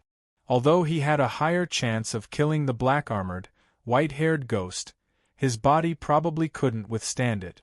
He would probably self-destruct midway through using transcendent flying immortal. Just as Zhou Wen felt that something was amiss, Ghost Bride let out a scream as her body emitted a red halo. In the black-armored, white-haired ghost's domain, her ghostly aura was also sucked away, preventing her from escaping. Finally, she unleashed all her potential. Although it was said to be all his potential, there was only one talent skill that he had never used. It was also the Jinx's husband's skill that he had no idea how to use. When the red halo radiated out, Zhou Wen and company didn't feel anything when they were illuminated by the red light. Only the black-armored, white-haired ghost felt the ghostly aura in his body turn chaotic when he was illuminated by the red light. The ghostly aura that he had absorbed to repair his body began to rampage. Not only did it stop repairing his body, but it also affected his ghostly aura. Die! Zhou Wen released all his strength, and the remaining half of Transcendent Flying Immortal was even more terrifying. It transformed into bolts of lightning that crisscrossed the black-armored, white-haired ghost. Bang! The black-armored, white-haired ghost's body was sliced apart as his black armor shattered into pieces.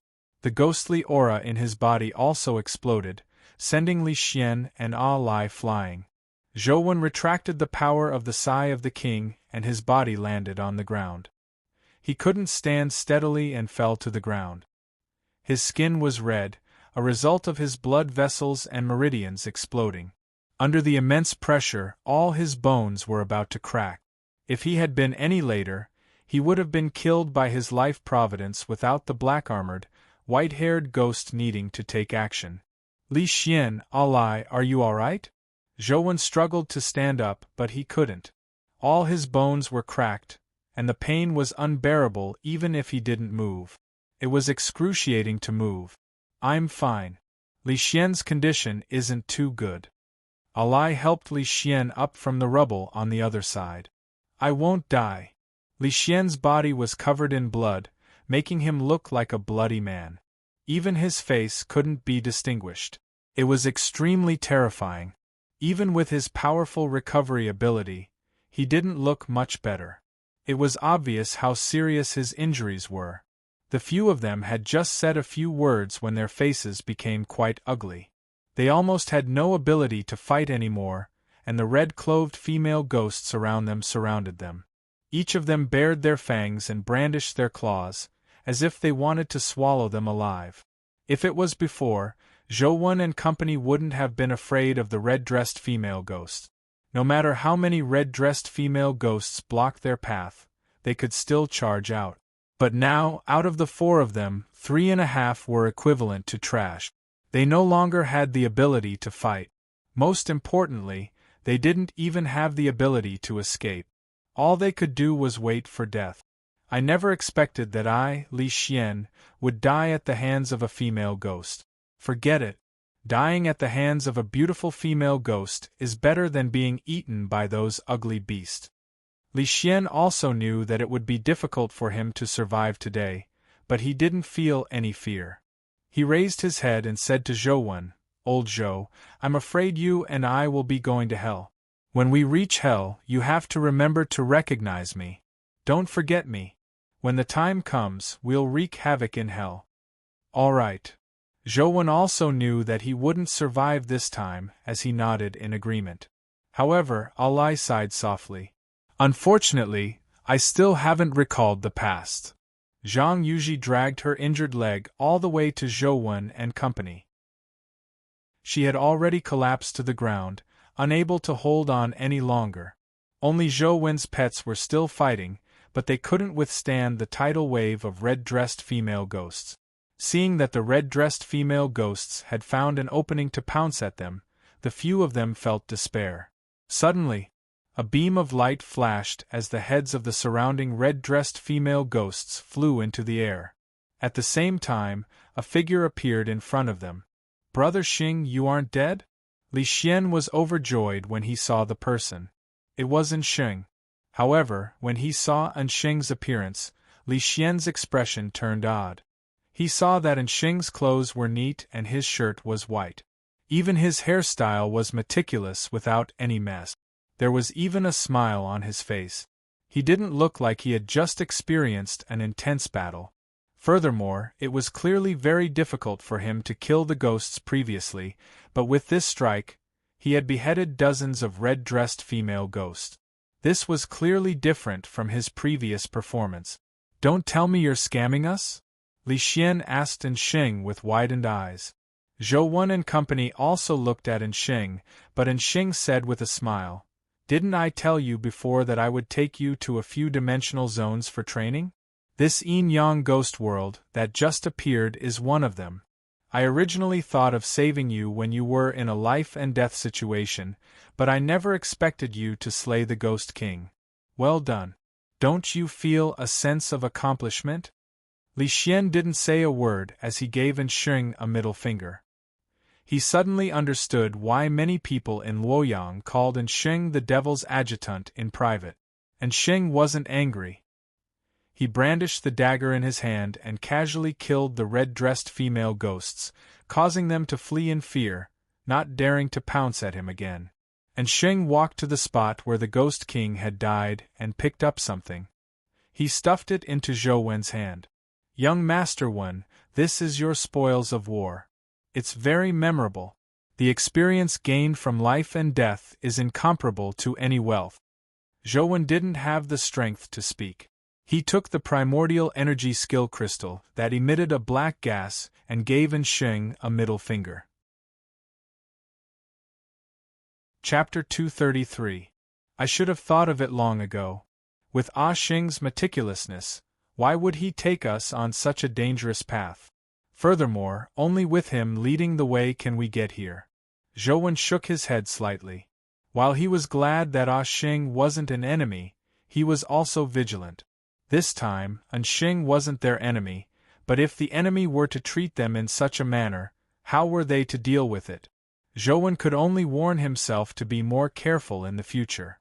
However, Zhou didn't become distrustful of anyone because of this matter. At the very least, at the brink of life and death, Li Xian and Lai had chosen to fight with him instead of fleeing separately. Between trust and distrust, Zhou knew that he needed to find a balance. There was one thing Sheng was right about. This kind of battle where one faced the threat of death left a deeper impression on him than gaming.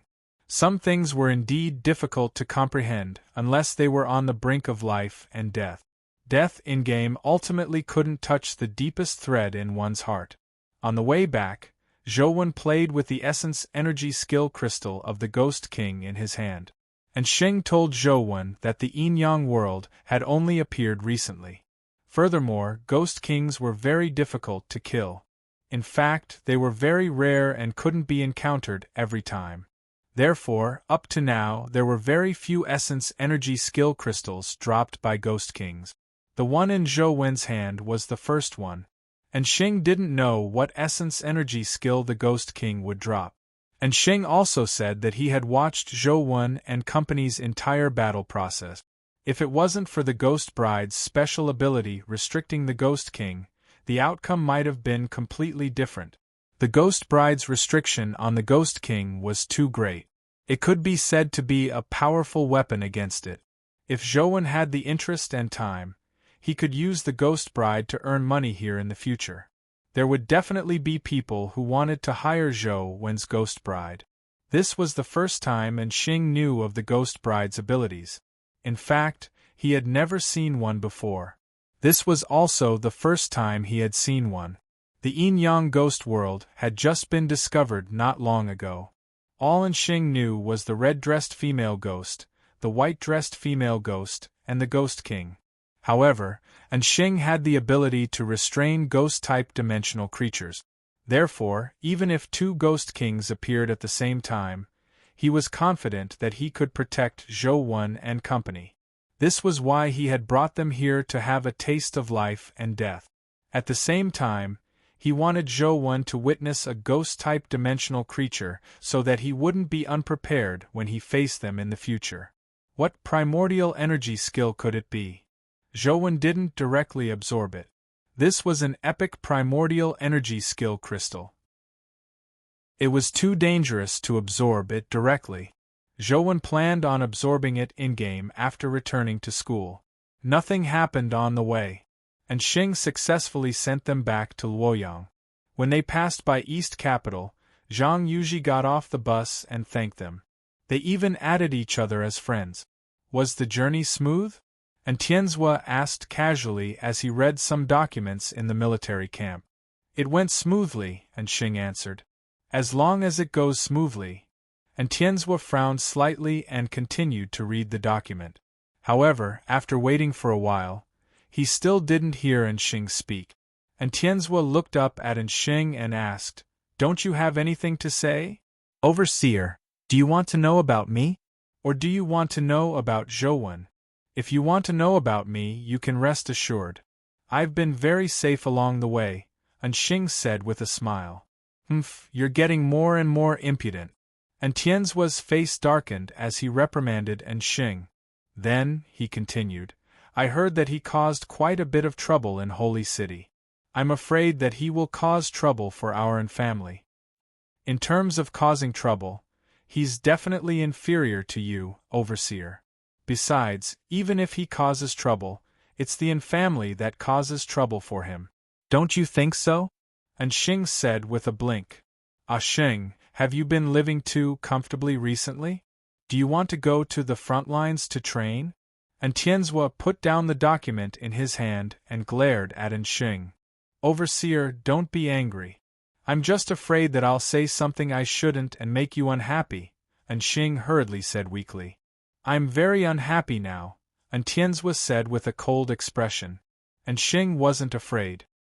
He blinked and said, All right, I'll say it then. Overseer, if you don't want to hear it, don't be angry. Do you believe that I'll throw you to Chess Mountain to guard the mountain pass now? Tianzhua said.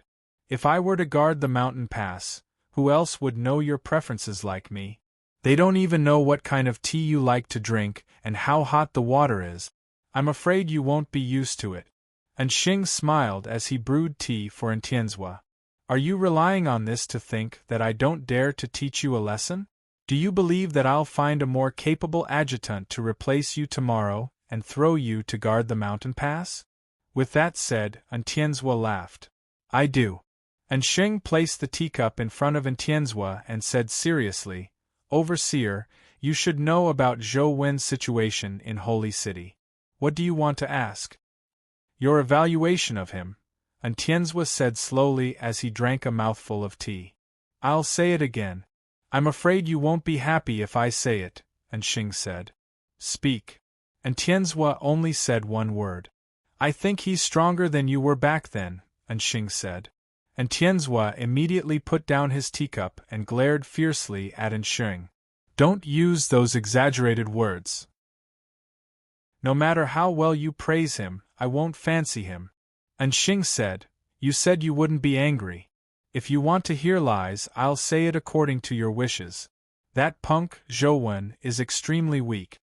He was able to wipe out the 6 families and defeat Lance not because he's strong, but because the kids from the 6 families are too disappointing. Lance doesn't live up to his reputation. He was able to kill the Ghost King because he had dogsh *T luck. Xing, you seem to think highly of him? Tianzhua narrowed his eyes and asked Anxing. I just feel that Zhou Wen is just like what old Mr. Ouyang said. He's someone who can be entrusted, Anxing said seriously. Is that so? I don't think so, Tianzhua said indifferently as he picked up the document again. Anxing knew Tianzhua's habits. Seeing him pick up the document, he didn't say anything else. All he did was sigh inwardly. Tianzhua's temper was the same as Zhou Wen's. Once he made up his mind, it was useless no matter what anyone said. Now, Anxing only hoped that the two of them wouldn't become enemies in the future. Otherwise, it would be a disaster. After Zhou Wen returned to his dorm, he took a picture of the Ghost King's primordial energy skill crystal with his mysterious phone, but he received a notification that his stats were insufficient. Zhou Wen took a look and realized that the Ghost King crystal was the same as the mutated fairy crystal. It had stat points and primordial energy art requirements. The stat point requirement was the same as Transcendent Flying Immortal, 21 speed. However, the primordial energy art requirement was a Yin-type primordial energy art. Of the few primordial energy arts that Zhou Wen was proficient in, the Tao Sutra was relatively neutral. The ancient Sovereign Sutra was clearly biased towards Yang.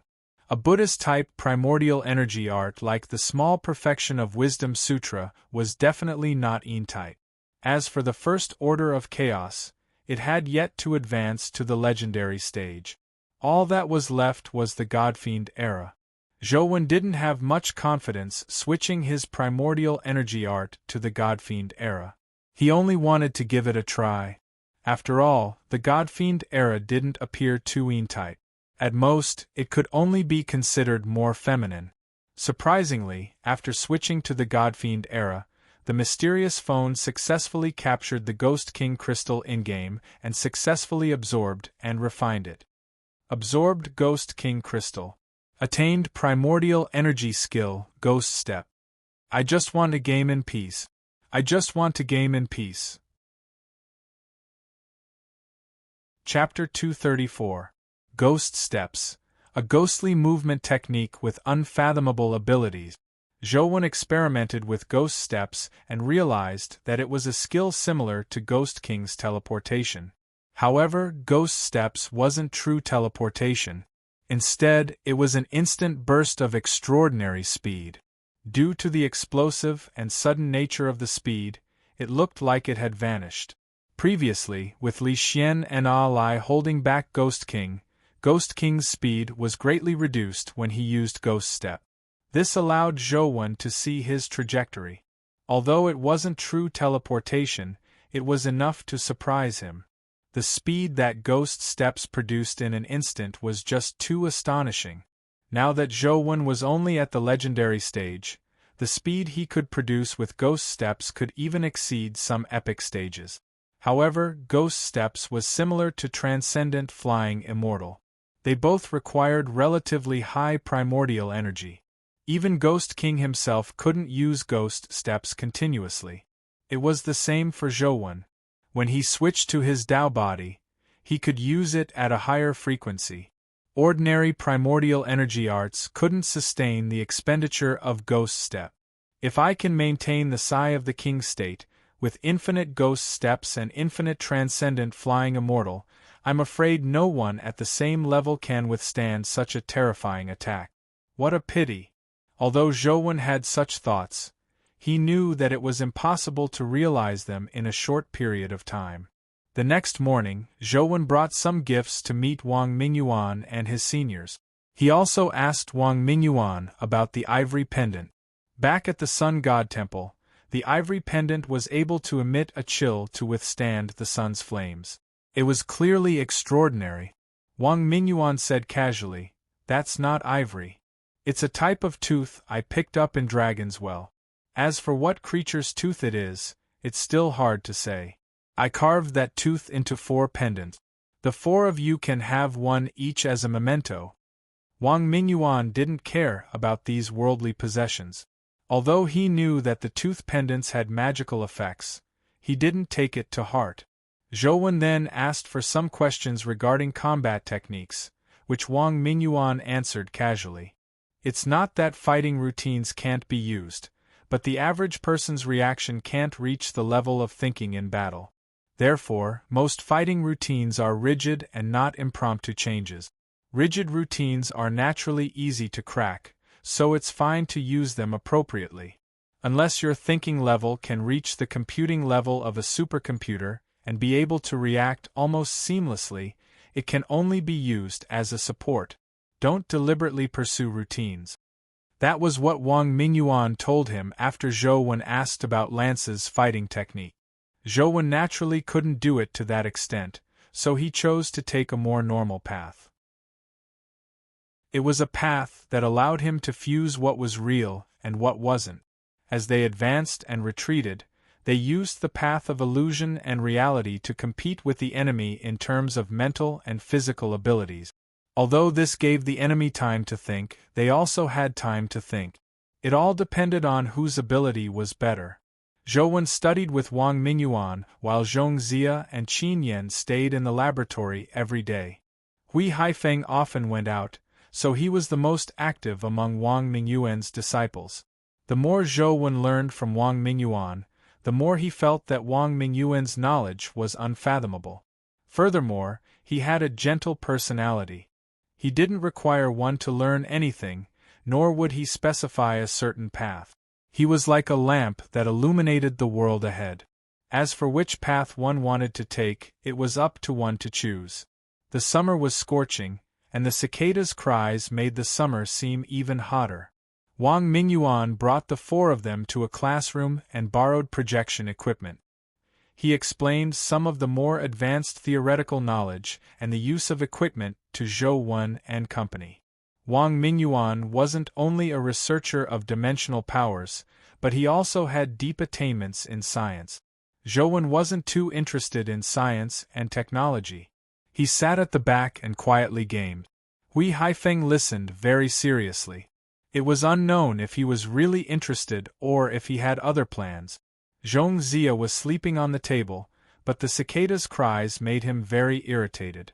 He couldn't fall asleep no matter what.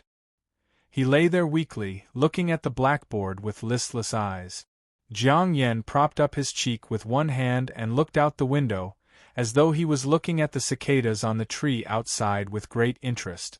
Wang Fei walked to the door and looked at the situation in the classroom through the crack. She wanted to know how Zhou Wen was doing with Wang Mingyuan. She couldn't help but feel depressed as she thought to herself, Uncle Mingyuan's personality is too good. He has spoiled these fellows. How can he let them be like this? Although she had such thoughts, Wang Fei didn't enter to say anything. Firstly, this was Wang Mingyuan's class. She had to respect him. Secondly, Wang Fei knew that lecturing a fellow like Zhou Wen was useless. Furthermore, Wang Fei had already heard of what Zhou Wen had done in Holy City. Although the 6 families had sealed off the news, there was no such thing as an impenetrable wall in the world.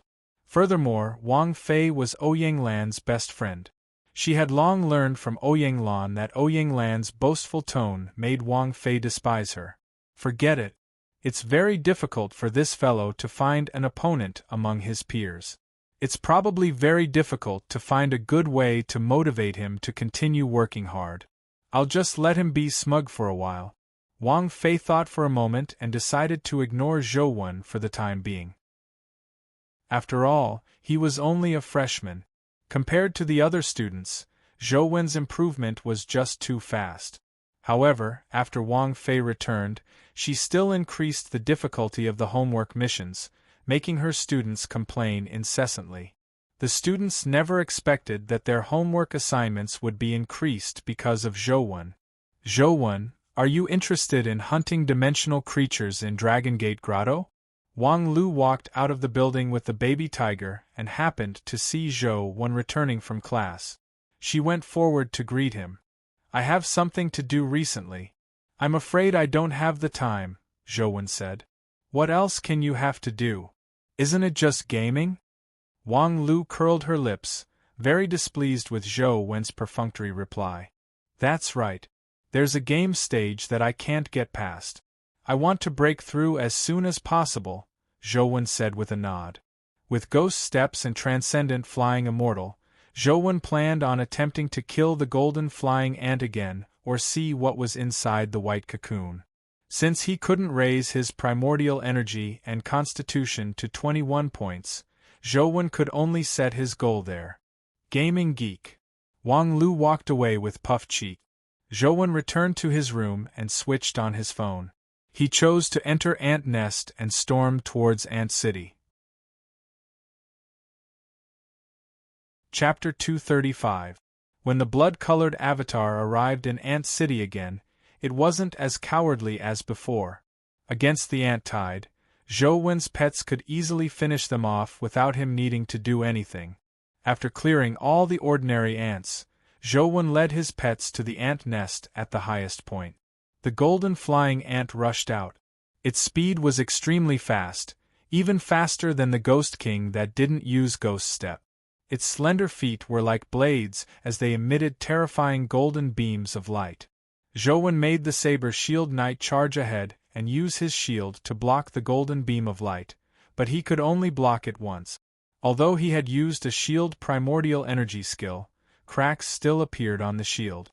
If he were to do it again, the shield would definitely be scrapped.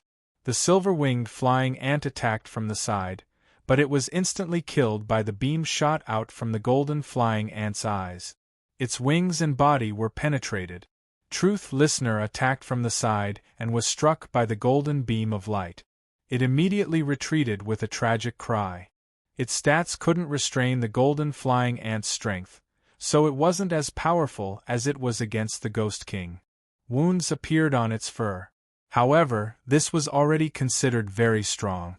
Ordinary legendary creatures would probably have been instantly killed. Zhou Wen held the banana fan and fanned it at the golden flying ant, immediately sending it flying. Taking advantage of this opportunity, Zhou Wen used Dragon Gate Fairy skill and charged at the white cocoon. It was still too difficult for him to kill the golden flying ant alone, so Zhou Wen decided to see what was inside the white cocoon. The golden flying ant was extremely fast as it instantly charged back. Its eyes spewed out a golden beam of light in a bid to kill Zhou Wen on the spot. Zhou Wen stepped on the wall of the nest and vanished the next second, leaving the golden flying ant stunned. When Zhou appeared again, he was already in front of the white cocoon. He struck it with his palm in a bid to blast it open. However, this strike that was condensed with the great strength Vajra palm made Zhou feel as though his palm had struck a spring. After the white cocoon caved in slightly, it immediately bounced up and sent Zhou flying. The golden flying ant flashed past, and the blood-colored avatar that flew back was instantly killed by the golden beam. The game screen went black. My full-powered palm strike actually failed to injure the white cocoon at all? Zhou was somewhat surprised. His curiosity towards the white cocoon deepened. It's a pity that the bamboo blade can't be stored in-game. Otherwise, it would be much easier to use it in-game. Zhou wanted to try again, but the antelope was unhappy. It ran over and bit Zhou's clothes to pull him out. "Alright, I got it." Zhou helplessly put away his phone and took the antelope out to eat. While Zhou was gone, he entrusted the antelope to Wang Lu to take care of. Zhou's original plan was to get Wang Lu to send it some fresh vegetables. However, who knew that after Zhou returned, he would go to the college's cafeteria every day to eat steak? "You're a sheep. You eat grass, okay?" Zhou criticized inwardly. At the same time, he was somewhat depressed. He could have just fed it some vegetables without spending much money, but after being fed by Wang Lu for a few days, the fellow wanted to eat steak every meal. If not for the fact that Zhou had robbed quite a number of companion eggs on this trip and was planning to sell them for a good price, he probably wouldn't have been able to afford to rear it. Indeed, one is stained by one's company. I definitely can't let my pet have anything to do with Wang Lu in the future. Zhou subconsciously touched the chick on his shoulder. After eating, Zhou planned on selling all the companion eggs he had. He could also invest in Huang Ji's game with the money. With so many companion eggs, it wouldn't be a problem to sell them for 1 to 2 million. He definitely had the money to invest this time. There was a trading market in the college. Students could buy or sell the companion eggs they had obtained. Zhou scanned the companion eggs he had obtained with his mysterious phone. After seeing their types and stats, he wrote a label on a piece of paper and stuck it on it. Every companion egg indicated its type and price. Nothing else was written. Hence, Zhou began his first career of setting up a stall. When he arrived at the trading market, it was deserted. There were only 2 or 3 kittens. There was no one at all. As most students were at the mortal stage, they couldn't use legendary companion eggs. Furthermore, mortal companion eggs were extremely rare, so typical students wouldn't come here. Those who could come were basically the top students of the school. However, those who could advance to the legendary stage were typically students with good family background. They typically didn't lack companion eggs, so they wouldn't go through the trouble of selling the companion eggs they obtained. Therefore, Zhou looked at the empty trading market and doubted if he could sell his companion eggs. "Isn't this Zhou? Are you here to buy companion eggs? Come and take a look at my companion eggs. They are all supreme-grade goods." There were only 2 stall owners in the market. When they saw Zhou, one of them, a senior named Liu, immediately had his eyes light up. He was like a wolf that had seen its prey as he nearly pounced forward.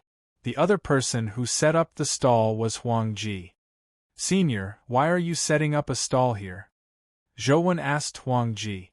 "I'm short of money," Huang Ji said in embarrassment. "By the way, didn't you say that you went to the Holy Land? Why didn't I see you?" Zhou recalled that Huang Ji had said that he had gone to the Holy Land, but when he went there, Zhou had paid special attention, but he didn't see Huang Ji. "You didn't see me, but I saw you. How impressive." Huang Ji gave him a thumbs up. "I was forced to do so." "Senior, did you gain anything from this trip to the Holy Land?" Zhou asked again. "I did gain something. I obtained a God Power Crystal, but that thing can't be exchanged for money, so I'm still short of money." As Huang Ji spoke, He sized up Zhou and said with a smile, "You seem to have obtained quite a number of companion eggs in the Holy Land. You should be able to sell them for quite a bit, right? Do you plan on investing in my game?" "Once I sell them, I'll immediately invest in your game," Zhou said with certainty. However, he was somewhat puzzled. Huang Ji had actually said that he had obtained a god power crystal and knew that Zhou had robbed many companion eggs. That meant that he had likely gone to the Holy Land, but Zhou was puzzled why he hadn't seen him. "Then what are we waiting for? Hurry up and set up the stall." Huang Ji's eyes immediately lit up. Zhou set up a stall beside Huang Ji, but the three of them sat there in a row. Apart from them, there wasn't a single person to be seen. The three of them looked at each other and were momentarily speechless. Bored, Liu glanced at the 4 companion eggs that Zhou had set up. He jumped in fright when he saw them. "Zhou, aren't your markings too fake? Isn't a companion beast like the broken-winged angel only available in the West District? And this one-eyed behemoth is also a specialty of the West District, right? This frost bear is something from the North District, right? We can't see it here at all." Chapter 236.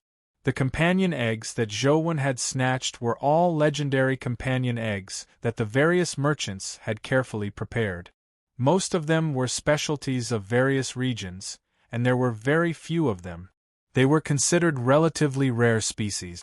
Even if one went to the large companion egg stores in Holy City, it would probably be difficult to see so many species from different regions in a single store.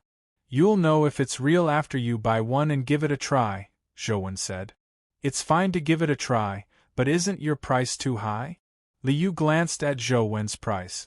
The broken-winged angel cost 188,000. Typical legendary companion eggs could be bought for 10 to 20,000. The rarer ones were only 70 to 80,000. Only excellent grade ones could exceed 100,000. "I'm referring to the price on the internet. There's no bargaining," Zhou said. He had checked the price on the internet, but due to the frequent appearance of dimensional zones all over the world, traffic was greatly hindered. The logistics system had become slow and unsafe, and there were serious losses of goods. Therefore, the range of online transactions was gradually shrinking. If he couldn't sell it on campus, Zhou could only try his luck in Luoyang's market. If it really didn't work, he could only sell it to merchants. That way, the price would be very low. Liu smacked his lips. "Zhou, I don't have the money to buy this, but I'm afraid you won't be able to sell it even if you sell it here. Why don't we do this? Hand your companion egg over to me to sell. After I sell it, I'll take a 10% commission. How about that? If I can't sell it here, can you sell it if you are in my shoes?" Zhou looked at Liu with interest. Liu handed a name card to Zhou. "To be honest, I've already been recruited by the Royal Pet Shop. Although I haven't graduated yet, I'm already an official employee of the Royal Pet Shop. As you can see, there's no one here. I'm setting up a stall here according to the company's requirements. It's just a station. If these companion eggs of yours are real, I can use the company's channels to help you sell them. The price will only be high, but the premise is that these companion eggs are real." Unfortunately, most people didn't know about the Holy Land battle, much less what Zhou had done in Holy City. Otherwise, Liu wouldn't have suspected the authenticity of these companion eggs. "No need. I'll just sell it for fun. I have nothing to do anyway." Zhou knew that Liu wanted to make a deal without any capital. The risks were all Zhou's, but the profits had to be split with Liu. Furthermore, Zhou didn't know how much Liu was willing to pay. However, just from the words Royal Pet Shop, Zhou knew that this fellow was definitely unreliable.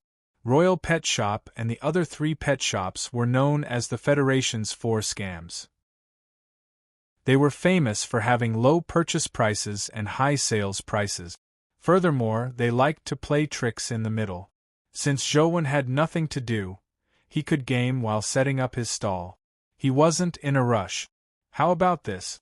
It's not easy to sell these companion eggs anyway. Why don't you pack them up and sell them to me? As long as you can guarantee their authenticity, I'll give you 80,000 each. 4 for 8 is 32, and I'll round it off. How about 300,000? Liu said again. No bargaining, Zhou said as he gamed. Your Frost Bear's price is clearly too high. A typical Frost Bear companion egg is only 70,000 to 80,000. Why did you price it at nearly 200,000? Liu said as he pointed at the Frost Bear companion egg. It's worth it. Zhou Frost Bear's price was indeed high, but that was because Zhou had seen its stats and knew that it was worth the price. If you do business like this, you won't be able to sell it even if you go to Luoyang's market, much less here.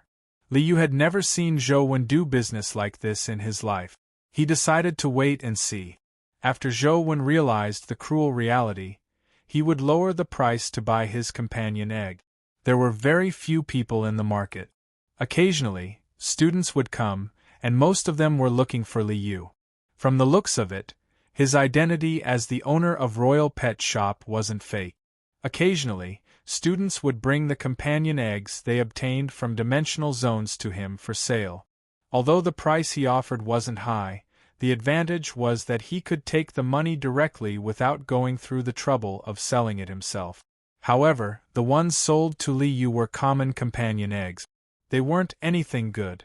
How is it? Did you see that? The students recognize me. The price is fair and I don't cheat anyone. The price I gave you isn't low. Liu took another companion egg and flaunted it to Zhou. Zhou ignored him and continued gaming. By the side, Huang Ji was also using his laptop to do something. His fingers flew across the keyboard, and he had no time to chat with Zhou. Seeing Zhou ignore him, Liu couldn't help but mutter, "You can't do business like this. You definitely won't be able to sell it." As he said that, another person walked in. When Liu saw the person, his eyes lit up. "Gu Dian, you got another companion egg?" Liu hurriedly welcomed him warmly. Zhou looked up when he heard Gu Dian's name. Indeed, he saw the devil-like man walk in. "How much can these companion eggs be exchanged for?" Gu Dian threw a bag in front of Liu. Liu hurriedly opened the bag and was overjoyed when he saw more than 10 companion eggs inside. As he appraised them, he said, "This should be a golden warrior companion egg. Others would only pay 5,000 at most. On account of us being old friends, I'll give you 5,500. Zhou used his phone to look at the companion eggs and couldn't help but be surprised. Liu was truly capable. He was able to tell the species of the companion eggs quite well. However, the price he offered was truly a scam. It was basically less than a third of the market price. For a companion egg like the Golden Warrior, although it was only at the ordinary legendary stage, it was naturally resistant to beatings. It was an excellent meat shield pet and sold for a rather high price on the market. However, the price Liu offered was much lower than the average legendary companion egg's purchase price. It couldn't be any more unscrupulous. "Gu Dian, do you want to sell these companion eggs?" Zhou asked Gu Dian. Although Gu Dian was only there to make up the numbers, he was still a member of the Xianwen Club in name. Zhou didn't wish for him to be scammed under his nose. A person like Gu Dian spent all his time in dimensional zones without even having a friend. He definitely didn't know the market price and had probably been scammed by Liu in the past. "Yes," Gu Dian answered. "I want to sell companion eggs anyway. If you trust me, I'll help you sell them," Zhou said. "All right." Gu Dian grabbed his bag and placed it in front of Zhou before turning to leave without a word. Liu was somewhat infuriated as he said to Zhou with a cold expression, "Zhou, that's not right of you. Don't you know the rules of doing business?" "I don't know anything about business, but Gu Dian is a member of our club. It's not against the rules for me to help someone on my side sell, right?" Zhou said. "All right, let's see how I can sell them here." Liu wasn't in a hurry. The companion eggs he collected were to be sold at the Royal Pet Store. It was basically impossible to sell them here. Chapter 237. Zhou ignored Li Yu and wrote the names and prices on Gu Dian's companion eggs. Then, he sat behind the stall and continued gaming. Li Yu glanced at Zhou price, but one of the companion eggs was especially expensive. You dare offer 100,000 for a gatekeeper lion companion egg? Even if it's the retail price, it's ridiculously high. It would be a miracle if you can sell it, Li Yu thought. As he was thinking, another person came to the trading market. This time, it was a young student. He was extremely handsome and looked like a movie star. When Li Yu saw this person, his eyes lit up as he went forward. Brother Luo Xian, are you here to buy companion eggs? I've recently gotten quite a bit of good stuff here. Luo Xian had originally come to Li Yu's stall to look at the companion eggs, but when he saw Zhou setting up a stall beside him, he couldn't help but take a few glances at his stall. This immediately piqued his interest. I want all 4 companion eggs, Luo Xian said as he pointed at the 4 companion eggs Zhou had placed out. Brother Luo, don't just look at the names. What are the chances of obtaining companion eggs like Broken-Winged Angel and Frost Bear here? Although Li Yu didn't say that Zhou companion eggs were fake, anyone could tell what he was implying. Luo Xian smiled and said, a person like Zhou wouldn't go so far as to fake something like this. Even if it's not fake, the price is too expensive. If you really want it, wait a few more days. I'll get the company to transfer it over. The Frost Bear is at most 100,000. Zhou had previously ruined his plans, so Li Yu didn't want to make things easy for him. Luo Xian smiled at Zhou and said, Zhou, can your companion eggs be cheaper? No, you get what you pay for. You can buy 100,000. That's the price here, Zhou said without looking up. Brother Luo, look at his attitude. He's clearly trying to scam you, Li Yu said. Luo Xian didn't mind as he transferred the money to Zhou. Alright, I'll take all 4. Help me wrap them up. Sorry, I forgot to bring a bag. Take it yourself. After Zhou received the transfer, he realized that he didn't even have a plastic bag. Li Yu's face turned green as he watched from the side. He thought to himself, this Luo Xian is really a fool with a lot of money. That punk Zhou really got lucky. Luo Xian didn't mind. He opened his backpack and stuffed the 4 companion eggs inside. Then, he looked at the companion egg on Zhou stall and pointed at the gatekeeper lion companion egg in surprise. Why is this gatekeeper lion companion egg so expensive? The market price should be about 20,000, right? This is a mutated gatekeeper lion egg, not an ordinary gatekeeper lion, Zhou said. A mutated gatekeeper lion? Li Yu was slightly taken aback as he carefully looked at the companion egg, but he didn't see anything wrong with it. It was identical to an ordinary gatekeeper lion egg. He couldn't help but sneer inwardly. It's true that your talent is good and your level is high.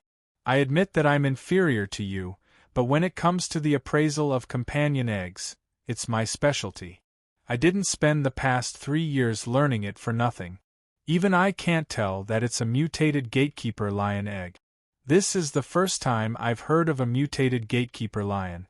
What's the difference between it and an ordinary gatekeeper lion?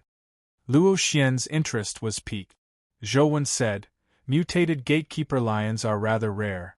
It's normal that you haven't heard of them. They have higher stats than ordinary gatekeeper lions. In terms of skills, they have an additional lion roar. It's a relatively rare sonic attack skill. However, this skill is worth more than 100,000. To think there's such a thing. I'll buy it. Luo Xian was extremely wealthy as he waved his hand in a bid to transfer the money. Brother Luo, I've heard of mutated gatekeeper lions, but they are produced too rarely. None of us have seen them before. However, I heard that not every mutated gatekeeper lion has the lion roar skill. There's a certain probability. Without the lion roar skill, there's no way to tell the difference between a mutated gatekeeper lion and an ordinary one. No one knows if it's really mutated. Li Yu was speaking the truth, but he also suspected that Zhou Wen was selling an ordinary gatekeeper lion egg as a mutated gatekeeper lion egg. Luo Xian looked at Zhou Wen, who said indifferently, "I can only guarantee that this is a mutated gatekeeper lion egg. I can't guarantee anything else." Li Yu was delighted when he heard Zhou Wen say that. "Only a ghost would buy it if you say that." "I'll buy it." However, Luo Xian waved his hand, stunning Li Yu and his men. Their mouths were agape for a long time. He knew that Luo Xian was rich, but he never expected him to be this rich. He felt depressed inwardly. If I had known that Luo Xian was such a fool, I would have asked for a higher price in the past. Seeing that Luo Xian wasn't interested in the other companion eggs on Zhou Wen's stall, Li Yu hurriedly took out the few companion eggs he had. Although they weren't comparable to Zhou Wen's frost bear, they were rare items that could be found in a few locations on campus. "Brother Luo, this is a rare white feathered red-tailed crane. Its skills are extremely rare, and its production numbers are also very low. I was lucky enough to purchase one, and when I bought it I spent 98,000. I'll sell it to you for 110,000. After witnessing Luo Xian's wealth, Li Yu automatically raised the price to another level. "Yes, not bad." Luo Xian nodded slightly. "Brother, it's good that you like it. Are you paying by card or bank transfer?" Li Yu was secretly delighted. "I only brought this much money today. I've spent it all." "Next time," Luo Xian said with a smile. Li Yu was somewhat dumbfounded as he felt depressed. King paid by card, not from your wallet. "What do you mean you only brought this much money today?" Luo Xian ignored Li Yu and took out the mutated gatekeeper lion egg. Then, he injected his primordial energy and hatched it. When Li Yu saw Luo Xian do so, he couldn't help but nod inwardly. From the looks of it, Luo Xian isn't really a fool. He directly hatched the gatekeeper lion here. After realizing that he had been cheated, he will definitely settle scores with Zhou Wen. Zhou Wen won't be able to deny it even if he wants to. Li Yu crossed his arms and waited for a good show to unfold. The gatekeeper lion egg had been brought by Gu Dian. Even Gu Dian himself hadn't said what mutated gatekeeper lion it was. Li Yu couldn't tell either. He refused to believe that Zhou Wen could really recognize it as a mutated gatekeeper lion. He felt that Zhou Wen was most likely trying to earn more money and was deliberately scamming him. Soon, Luo Xian hatched the gatekeeper lion. A majestic stone lion appeared in front of him. Li Yu took a look and saw that it looked identical to an ordinary gatekeeper lion. How could it be a mutated gatekeeper lion? Just as he was waiting to see Luo Xian and Zhou Wen fall out, he suddenly heard Luo Xian say, "It's indeed a mutated gatekeeper lion. Apart from speed, all its stats aren't lower than 17. The lion's roar skill is indeed good stuff. Zhou Wen, if there's such good stuff in the future, contact me directly." Li Yu felt like he was dreaming as he watched in shock as Luo Xian and Zhou Wen added each other as friends. Chapter 238. To be honest, my family runs a pet shop, but it naturally can't compare to a chain store like the Royal Pet Shop that can be found all over the Federation. My family's shop is a small shop in Luoyang. In the future, if there are any companion eggs for sale or if you want to buy any companion eggs, you can contact me directly. Luo Xian sent a message to Zhou Wen. "I still have some rare legendary companion eggs. They're about the same rarity as the 4 from before. What's the purchase price?" Zhou Wen replied to Luo Xian. The two of them chatted for a while and after confirming the price, Zhou Wen packed up his stall and prepared to leave. Luo Xian's price was rather fair. Zhou Wen didn't wish to waste time here, so he planned on selling Gu Dian and his companion eggs to Luo Xian. "Zhou Wen." Just as Zhou Wen was about to pack his things and leave, Li Yu called out to him. Zhou Wen turned to look at Li Yu. Li Yu hesitated for a moment before saying, "How did you tell that it was a mutated gatekeeper lion? Is it difficult?" Then, He bade farewell to Huang Ji and left the trading market with half a bag of companion eggs. Liu was stunned for a while before he came back to his senses. He could not help but smile bitterly and say, "If this isn't difficult, then what's the point of studying for the past 3 years?" Zhou arrived at the agreed location with Luo Xian and handed Gu Dian and his companion egg to Luo Xian. Luo Xian readily transferred the money to Zhou according to the agreed price. Excluding Gu Dian's portion, Zhou had received more than 2 million. This was the first time he had received so much money. He felt like a nouveau riche. "Are you interested in becoming an appraiser at my pet shop after graduation? I can give you working shares," Luo Xian said. "I'm not interested in appraisal." Zhou thought for a moment before asking, "Do you have any legendary weapon companion beasts? It has to be extremely destructive. It would be best if the destructive power reaches the epic stage." If someone else asked me that, I would definitely say no, and I would even despise them in my heart. But since you asked, I will tell you that there is, but it is very expensive, Luo Xian said. How expensive? Zhou was in desperate need of a weapon that could break the white cocoon. The banana fan's power was wind. If it were to evolve to its limits, a fan could blow a mountain into the heavens with a swing of the fan. However, its power wasn't concentrated enough, and its destructive power wasn't strong enough. It couldn't compare to a single target skill. If you wanted to break something, heavy weapons were more practical. At the very least, you would need weapons like swords. Luo Xian pondered and said, "I wonder if you have heard of a companion beast called Overlord Snake? It's a companion beast with immense strength. Among legendary pets, companion beast has with companion with overlord beasts called Overlord Snake. With its strength, it has with legendary with Overlord Snake. T to say with legendary beast. Pet with the legendary with. T with T with. He with dragon moos right with moo over the dragon with. Dragons Yan's Yun Master. It's the same with Overlord Snakes. Typical Overlord Snakes aren't strong enough, but if it's a mutated Overlord Snake, then among its talent skills, there might be a skill called Ever Victorious. With this skill, the Overlord Spear can pierce through most matter. Even ordinary epic creatures will find it difficult to withstand its sharpness. The only pity is that mutated Overlord Snakes are very rare. Mutated Overlord Snakes with Ever Victorious are even rarer.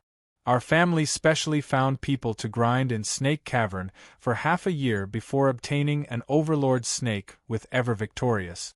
And that was under extremely good luck.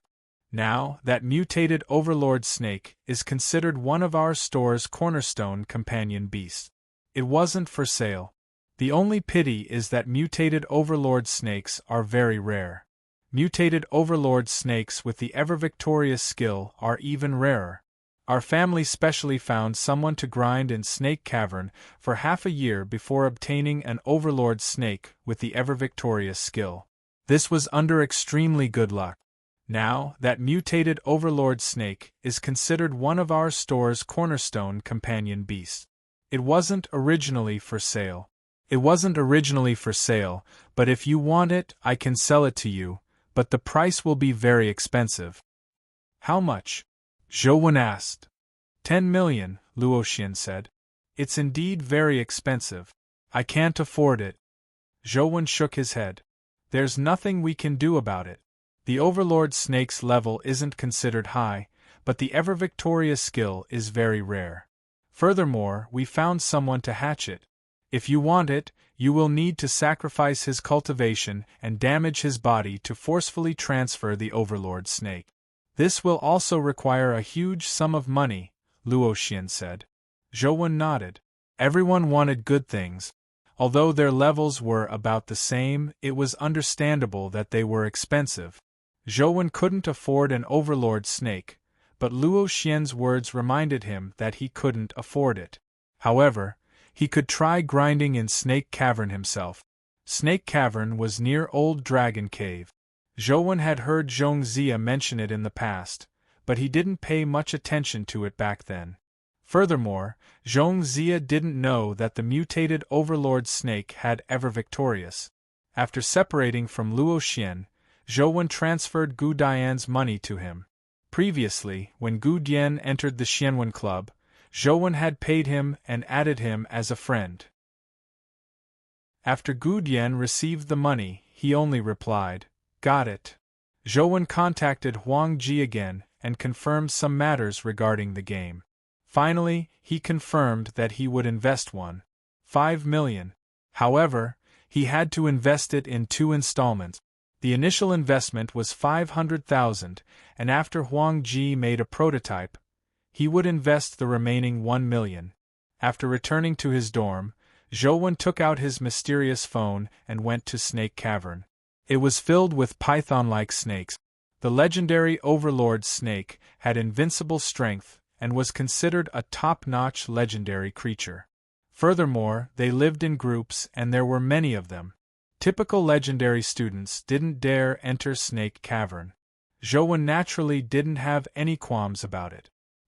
He summoned his group of companion beasts and wreaked havoc in Snake Cavern.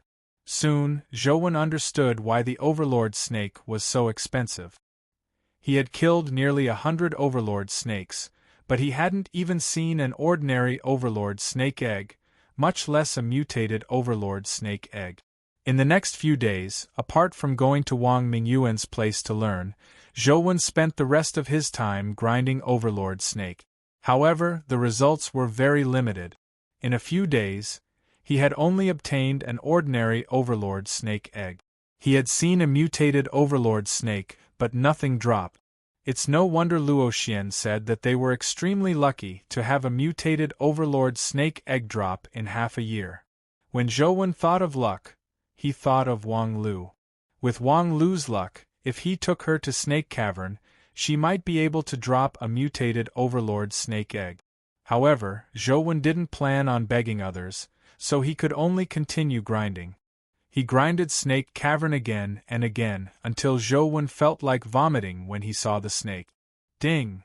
Zhou killed another mutated Overlord Snake when he suddenly heard a crisp sound. A black snake egg dropped and landed on the ground. Mutated Overlord Snake egg.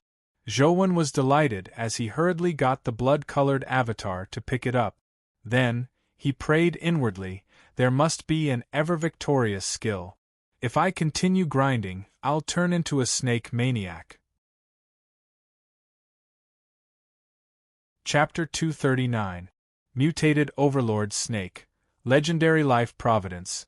Born Overlord Strength. 19 Speed.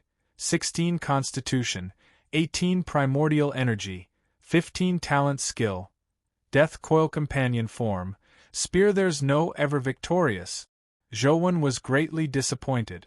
Although the mutated Overlord Snake's stats weren't bad, it was useless against him without ever victorious. After subduing the mutated Overlord Snake, Zhou could only continue grinding Snake Cavern. No matter what, he had to grind the mutated Overlord Snake pet with ever victorious. Boom!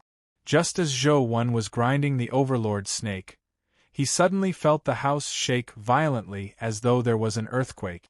Zhou hurriedly exited the game and rushed out of the building to see what was happening. When Zhou rushed out, Anjing and Wang Lu were already standing in the yard. Furthermore, the two of them were looking up at the sky. It was unknown what they were looking at. Wasn't it an earthquake just now? Why are they looking at the sky? Zhou also looked up at the sky and was immediately alarmed. In the sky, crystalline threads crisscrossed like a huge boundless net that enveloped the entire sky. The area it covered was probably not only limited to Sunset College. It was very likely that all of Luoyang was enveloped by the net. On top of the silk web was a spider with 8 eyes that looked like jade. It was spitting out spider silk. A breakout creature? Zhou was alarmed. The spider was so huge that the spider web it spewed out nearly covered all of Luoyang. Just this aura alone was definitely not a low-level creature. At this time, armed aircrafts appeared in the sky, firing at the spiders and the spiderwebs. However, the spiderwebs danced and wrapped around the armored aircraft. The armored aircrafts were immediately stuck to the spiderwebs and exploded. The flames produced by the explosion failed to burn the spider silk. The bullets and cannonballs fired by the aircraft were also stuck by the spider silk, making them look completely useless. Squeak! The spider in the sky let out a silent roar, but Truth Listener's ability allowed Zhou to hear a strange screech. Then, he saw many pores open on the spider's abdomen. As they opened and closed, some white spheres spewed out and landed everywhere on the ground. 2 spheres landed in the direction of Sunset College. Zhou focused his gaze, and when the sphere approached, he realized that it wasn't a sphere at all. Instead, it was an unknown number of white spiders entangled together. It looked like a ball. Just as it was about to land on the ground, the sphere exploded, turning into a sky full of spiders that landed around Sunset College. Instantly, the school was filled with spiders. Attention all teachers and students, please kill the spiders that have invaded the school. This is not a drill. This is not a drill. An urgent voice came from the school's broadcast system. An epic-ranked mentor had already flown over and killed many spiders that had yet to land. However, there were simply too many spiders, and many of them still landed in various parts of the academy. There were quite a number of spiders in Four Seasons Garden. There was one not far from Zhou and company. The spider was snow-white in color, and its fur was white. Its claws were like translucent jade, and it was larger than a human. However, it didn't look scary. Instead, it looked like a furry toy. And Jing and Wang Lu were still sizing up the spider curiously when Zhou summoned Overlord Snake and stabbed it with his penetrating spear. After the battle in the Yin-Yang world, Zhou was instinctively wary of dimensional creatures. Regardless of whether they looked good or not, he had to ensure that he wasn't threatened. Zhou penetrating spear had only stabbed halfway when he saw the spider spit out a thread from its mouth that wrapped around the Overlord spear. Then, with a shake of its head, Zhou felt a powerful force transmit over, making him feel like he couldn't hold his spear. He hurriedly gripped his spear tightly. The man and spider were in a stalemate like a tug-of-war. Zhou was momentarily unable to pull the spider over, and Jing summoned a sword that glowed with a dazzling divine light as she slashed at the spider. The spider spat out another thread. When the sharp sword beam touched the spider thread, it was stuck. The trio couldn't help but be alarmed. The spider thread could even stick to a sword beam. Such an ability was rather terrifying. More importantly, Zhou and company didn't know if the spider was a dimensional creature or an avatar puppet summoned by the spider in the sky. Momentarily, they had a headache. The spider's mouth kept spitting out spider silk, trying to bind the 3 of them. Soon, the spider's web had covered a large area. Wang Lu summoned a whip, but the moment she lashed it out, it was stuck to the spider web. No matter how hard she pulled, she couldn't pull it back. In the sky, an epic expert had already arrived on a flying bird. His sword slashed at the spider with a shocking sword beam. However, the sword beam that could almost slice through a mountain was stuck when it touched the spider web. It couldn't move forward and disappeared moments later. As for the spider thread that the spider spewed out, it wrapped around the flying bird like a steel wire blade, splitting the bird's body into 2. 5 epic experts from the army had already arrived, but despite using all their abilities, they couldn't do anything to the huge spider in the sky. From time to time, it would spew out spider balls that scattered throughout the city. Instantly, the entire city fell into panic. Wang Lu and Jing also attempted to fight the spider, but they didn't have much of an effect. Their attacks were blocked by the spider silk, unable to pose a threat to the spider. Zhou took a picture of the spider with his phone, hoping to see if he could obtain its information and find a way to kill it. However, the information he obtained left Zhou somewhat disappointed. The information only said that it was a sky spider puppet. From the looks of it, it wasn't a dimensional creature, but a puppet formed from the spider's own abilities. Zhou summoned the banana fan and sent a blast of grand wind at the spider. The cold wind tore through the spiderweb and wrapped around the spider's body. Immediately, it sent the spider flying and slammed into the building in front of it, cracking the walls. And Jing's gaze was cold as she seized the opportunity to stab the spider's body with a sword beam. Bam! The spider's body exploded and it died a violent death. Zhou, that fan of yours is very useful. Let's quickly kill the other spiders to prevent the students from being harmed, Wang Lu said to Zhou, overjoyed. However, Zhou wasn't as optimistic as Wang Lu. There were just too many spiders. It was already difficult for them to deal with them, so what about the ordinary citizens? It was likely that Luoyang City had already turned into a doomsday scene. Before the trio could rush out of Four Seasons Garden, they saw the other special admissions students fighting the spiders. They were about the same as Zhou and company. All sorts of attacks were ineffective against the spider puppet, making the battle extremely difficult. Chapter 240. Indeed, none of the special admissions students of Sunset College were weaklings. Although they had no way of killing the spiders, they could use various methods and abilities to deal with the spiders, so there wasn't much danger. However, as the number of spiderwebs around them increased, their and companion beasts' range of movement was limited, making it difficult for them. 4 to 5 spiders spewed out spiderwebs in Four Seasons Garden. Sparkling spiderwebs could be seen everywhere. There were already companion beasts stuck to the spiderwebs, unable to struggle free. And Jing stabbed out with her sword. The battle from before had already made her understand the spider's weakness. At that moment, when she stabbed out with her sword, the sword beam shot out like a bolt of lightning, instantly pinning a spider to the ground. This was the first time Zhou had seen Jing fight seriously. Her sword techniques were extremely ferocious. Every strike brought with it a dazzling beam, as though it had pierced through the void. Zhou immediately recognized the primordial energy art Jing used. It was undoubtedly the sun strafe art. Her sword techniques were somewhat unusual as well. They looked simple, but every strike felt extremely gorgeous.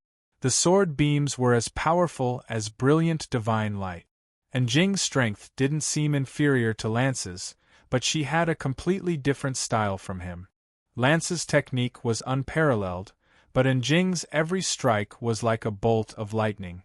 If she could kill her opponent with one strike, she would definitely not strike a second time. It wasn't an injustice that I lost back then. With Jing's strength, Zhou was indeed no match for her back then. Seeing that Jing could deal with the spiders in Four Seasons Garden, Zhou rushed out and saw that there were indeed spiders spewing out spiderwebs. A student was stuck to the spiderwebs as the spider crawled towards him. Zhou used his left palm as a saber and slashed out with astral slash blade beam. The saber beam transformed into a thin thread that sliced the spider apart. The force didn't stop as it charged over and split the spider into two. The student was still in a state of shock. Before he could thank him, Zhou had already rushed over. There were many experts in the school. Apart from the epic tutors, there were also many students who could kill spiders. The spiders in the school were quickly brought under control. All students, please pay attention. All students, please pay attention. All students who have the ability to kill spiders, please enter the city immediately to help the army kill the spiders. This is not a drill. I repeat, this is not a drill. All students who participate in killing spiders will be rewarded with credits. The broadcast soon sounded again. In fact, Zhou had already run to the school's entrance. He rode the mutated lotus flower ant and rushed out of the school. The situation in the city was indeed much worse than the school. From afar, Zhou could see the interweaving spiderwebs between the buildings. The city seemed to have turned into a spider forest with spiderwebs everywhere. Many citizens had already been stuck to the spiderwebs, and many of them had already been killed. The army opened fire with submachine guns, but it seemed to be very ineffective. It was only possible to kill a spider by hitting it with a lot of bullets. Moreover, those spiders were too agile and had the protection of spiderwebs. When the bullets hit them, they were stuck by the spiderwebs. The effect was very average. A mother holding her child was caught in the spider's silk and hung in the air. The mother and child were suspended in the air between the buildings, and the spider was about to pounce on them. The eyes of the soldiers below were bloodshot, but they didn't dare fire again. The spider was too close to the mother and child. If they fired, it was very likely that they would accidentally hit the mother and child. Just as the spider was about to bite the mother and child, a figure flashed across the sky. The spider's silk and the spider were split into two. The falling mother and child were also grabbed by the figure as they flew through the air and landed safely on the ground. "Are you a student of Sunset College?" a soldier asked Zhou Wen as he came over to rescue the mother and child and guided them to take refuge. "Yes." Zhou Wen nodded slightly. "Please support the Duke of Zhou Temple. The spider disaster there is spreading," the soldier said to Zhou Wen. "All right," Zhou Wen replied and rode the mutated lotus flower ant towards the Duke of Zhou Temple. The Duke of Zhou Temple was consecrated to Ji Dan, the younger brother of King Wu of Zhou Gfa. He had assisted King Wu in conquering the Zhou dynasty twice, and created rites and music that were consecrated by future generations. Zhou Wen charged forward and killed a few more spiders along the way, saving some citizens. However, he still saw many corpses on the way. They looked like they had been sucked dry as they hung on the spiderwebs of the high-rise buildings. A breakout creature has already caused such a disaster. If the various dimensional zones really can't trap those dimensional creatures, what will the world become? Zhou Wen felt that his strength was so tiny. The battle in the sky continued. A few epic experts rushed over and fought the sky spider in the sky. However, the situation didn't look good. No one could pose a threat to the sky spider. Instead, some of their companion beasts had already been stuck to the spider's silk.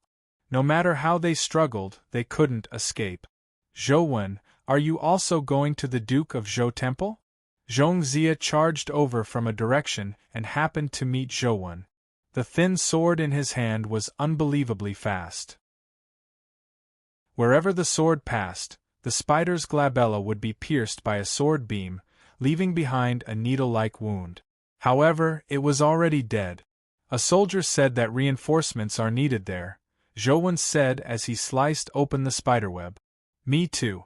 Let's go together." Zhong Zia rushed over with his sword in hand. Zhou Wen followed as well.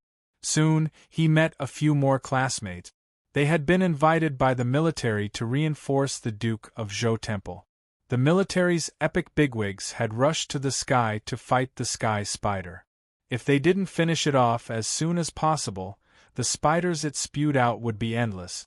The spiders below could only be left to ordinary soldiers and some legendary officers. Zhou Wen and company, the students of Sunset College, would become low-level officers if they chose to enter the military after graduation.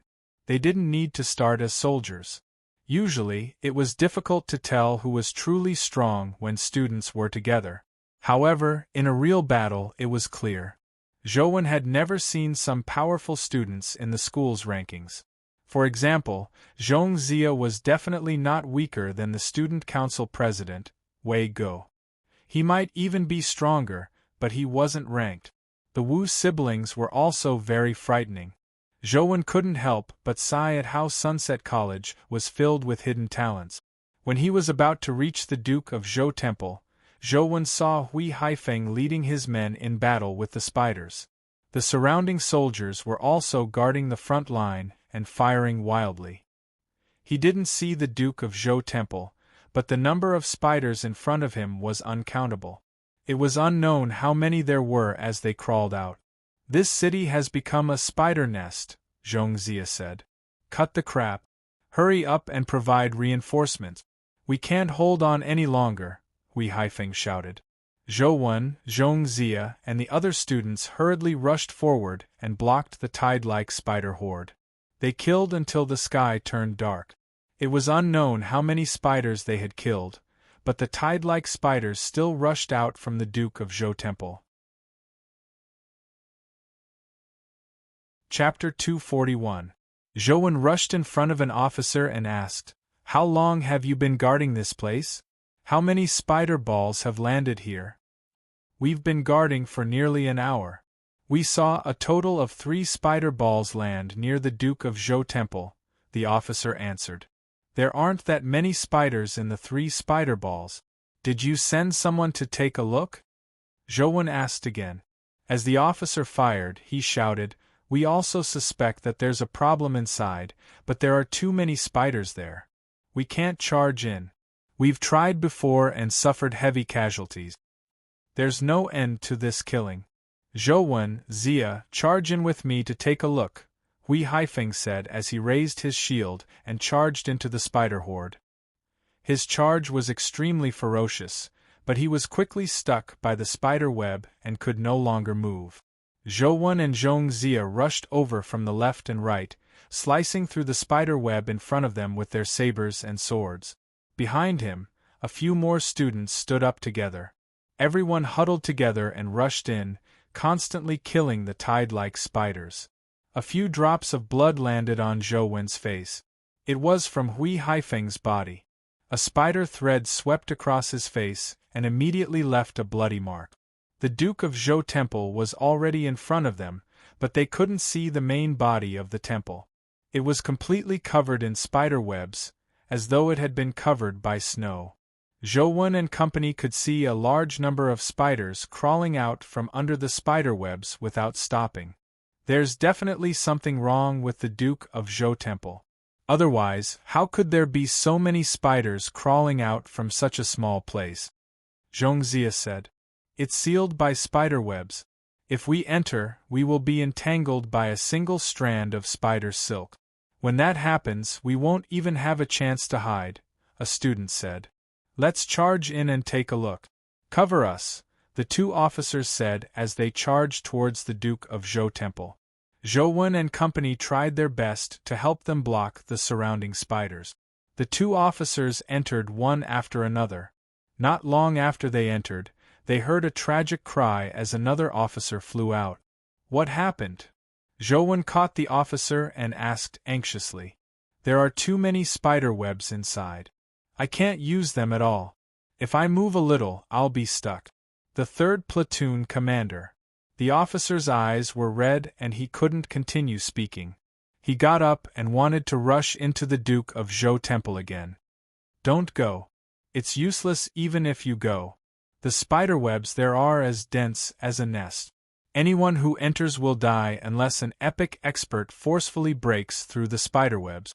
Zhongxia held down the officer and didn't let him rush in. If we don't solve the problem here, the spiders will rush out like a tide. We won't be able to defend at all. When that happens, the whole of Luoyang City will be finished. The officer's eyes were red as he struggled out of Zhongxia's grasp. Everyone fell silent. They naturally knew that it was impossible for such a small number of people to stop so many spiders unless an epic expert arrived. However, now that the epic experts were attacking the sky spider, how could they come here to support them? I hate these guys who risk their lives for no reason the most. It's as if they can solve anything as long as they risk their lives. Zhongxia curled his lips in disdain and continued, "Help me keep watch outside. I'll go in and take a look." With that said, Zhongxia leaped over the officer's head with his sword and entered the cave. "Xia, I'll go in with you." Hui Haifeng knocked away the spiders in front of him and entered the nest-like Duke of Zhou Temple. "Stand guard outside for now. Before we come out, you have to hold on no matter what. Don't let the spiders spread out," Zhou said to the officer before rushing into the Duke of Zhou Temple. The spider webs wrapped around the door and walls like silk. As long as one came into contact with it, the spider webs would stick to their bodies like maggot. When that happened, it would be too difficult to escape. It would be too difficult to dodge the spider's attacks, leaving them at the mercy of the spiders. When Zhou rushed in, he saw that the ground was covered in spider webs. If his feet landed on the ground, he would probably be stuck there immediately. However, he didn't panic. He circulated the ancient Sovereign Sutra and slashed out with primordial energy. Immediately, he sliced apart the spider webs in front of him. When his feet landed on the ground and touched the spider webs, they immediately melted like snow meeting charcoal. They failed to stick to Zhou body. When Zhou was outside, he had already tried various primordial energy arts and realized that the ancient Sovereign Sutra had a strong restraining effect on the spider webs. When the spider webs encountered the ancient Sovereign Sutra's primordial energy, they would immediately melt. That was why he dared to barge in. After charging for a short distance, he saw that Hui Haifeng's body was covered in spider webs. He was like a dumpling wrapped in white silk, but he was still able to charge forward. The spiders that crawled out failed to injure him due to the spider webs that formed a protective net over his body. Zhou took a careful look and realized that the spider webs on Hui Haifeng's body were clearly his own. They weren't connected to the spider webs outside. Although they looked terrifying, they were still able to move freely. That's not bad. How did you think of that? Zhou charged over and met up with Hui Haifeng to kill all the spiders that rushed over. Hui Haifeng said, "These spider webs look terrifying, but if you carefully distinguish them, you will know that they are actually divided into two types. One is sticky spider webs, and the other is non-sticky. Those spiders also move on the non-sticky spider webs, so I used these spider webs as protection. The non-sticky spider webs have a very good defense against the sticky spider web. It's very difficult to be stuck." With that said, Hui Haifeng sized up Zhou. "Punk, how did you get in? You weren't stuck by the spider webs?" "My strength happens to be able to restrain these spider webs. They can't stick to me," Zhou said before asking, "Where's Zia?" He rushed ahead.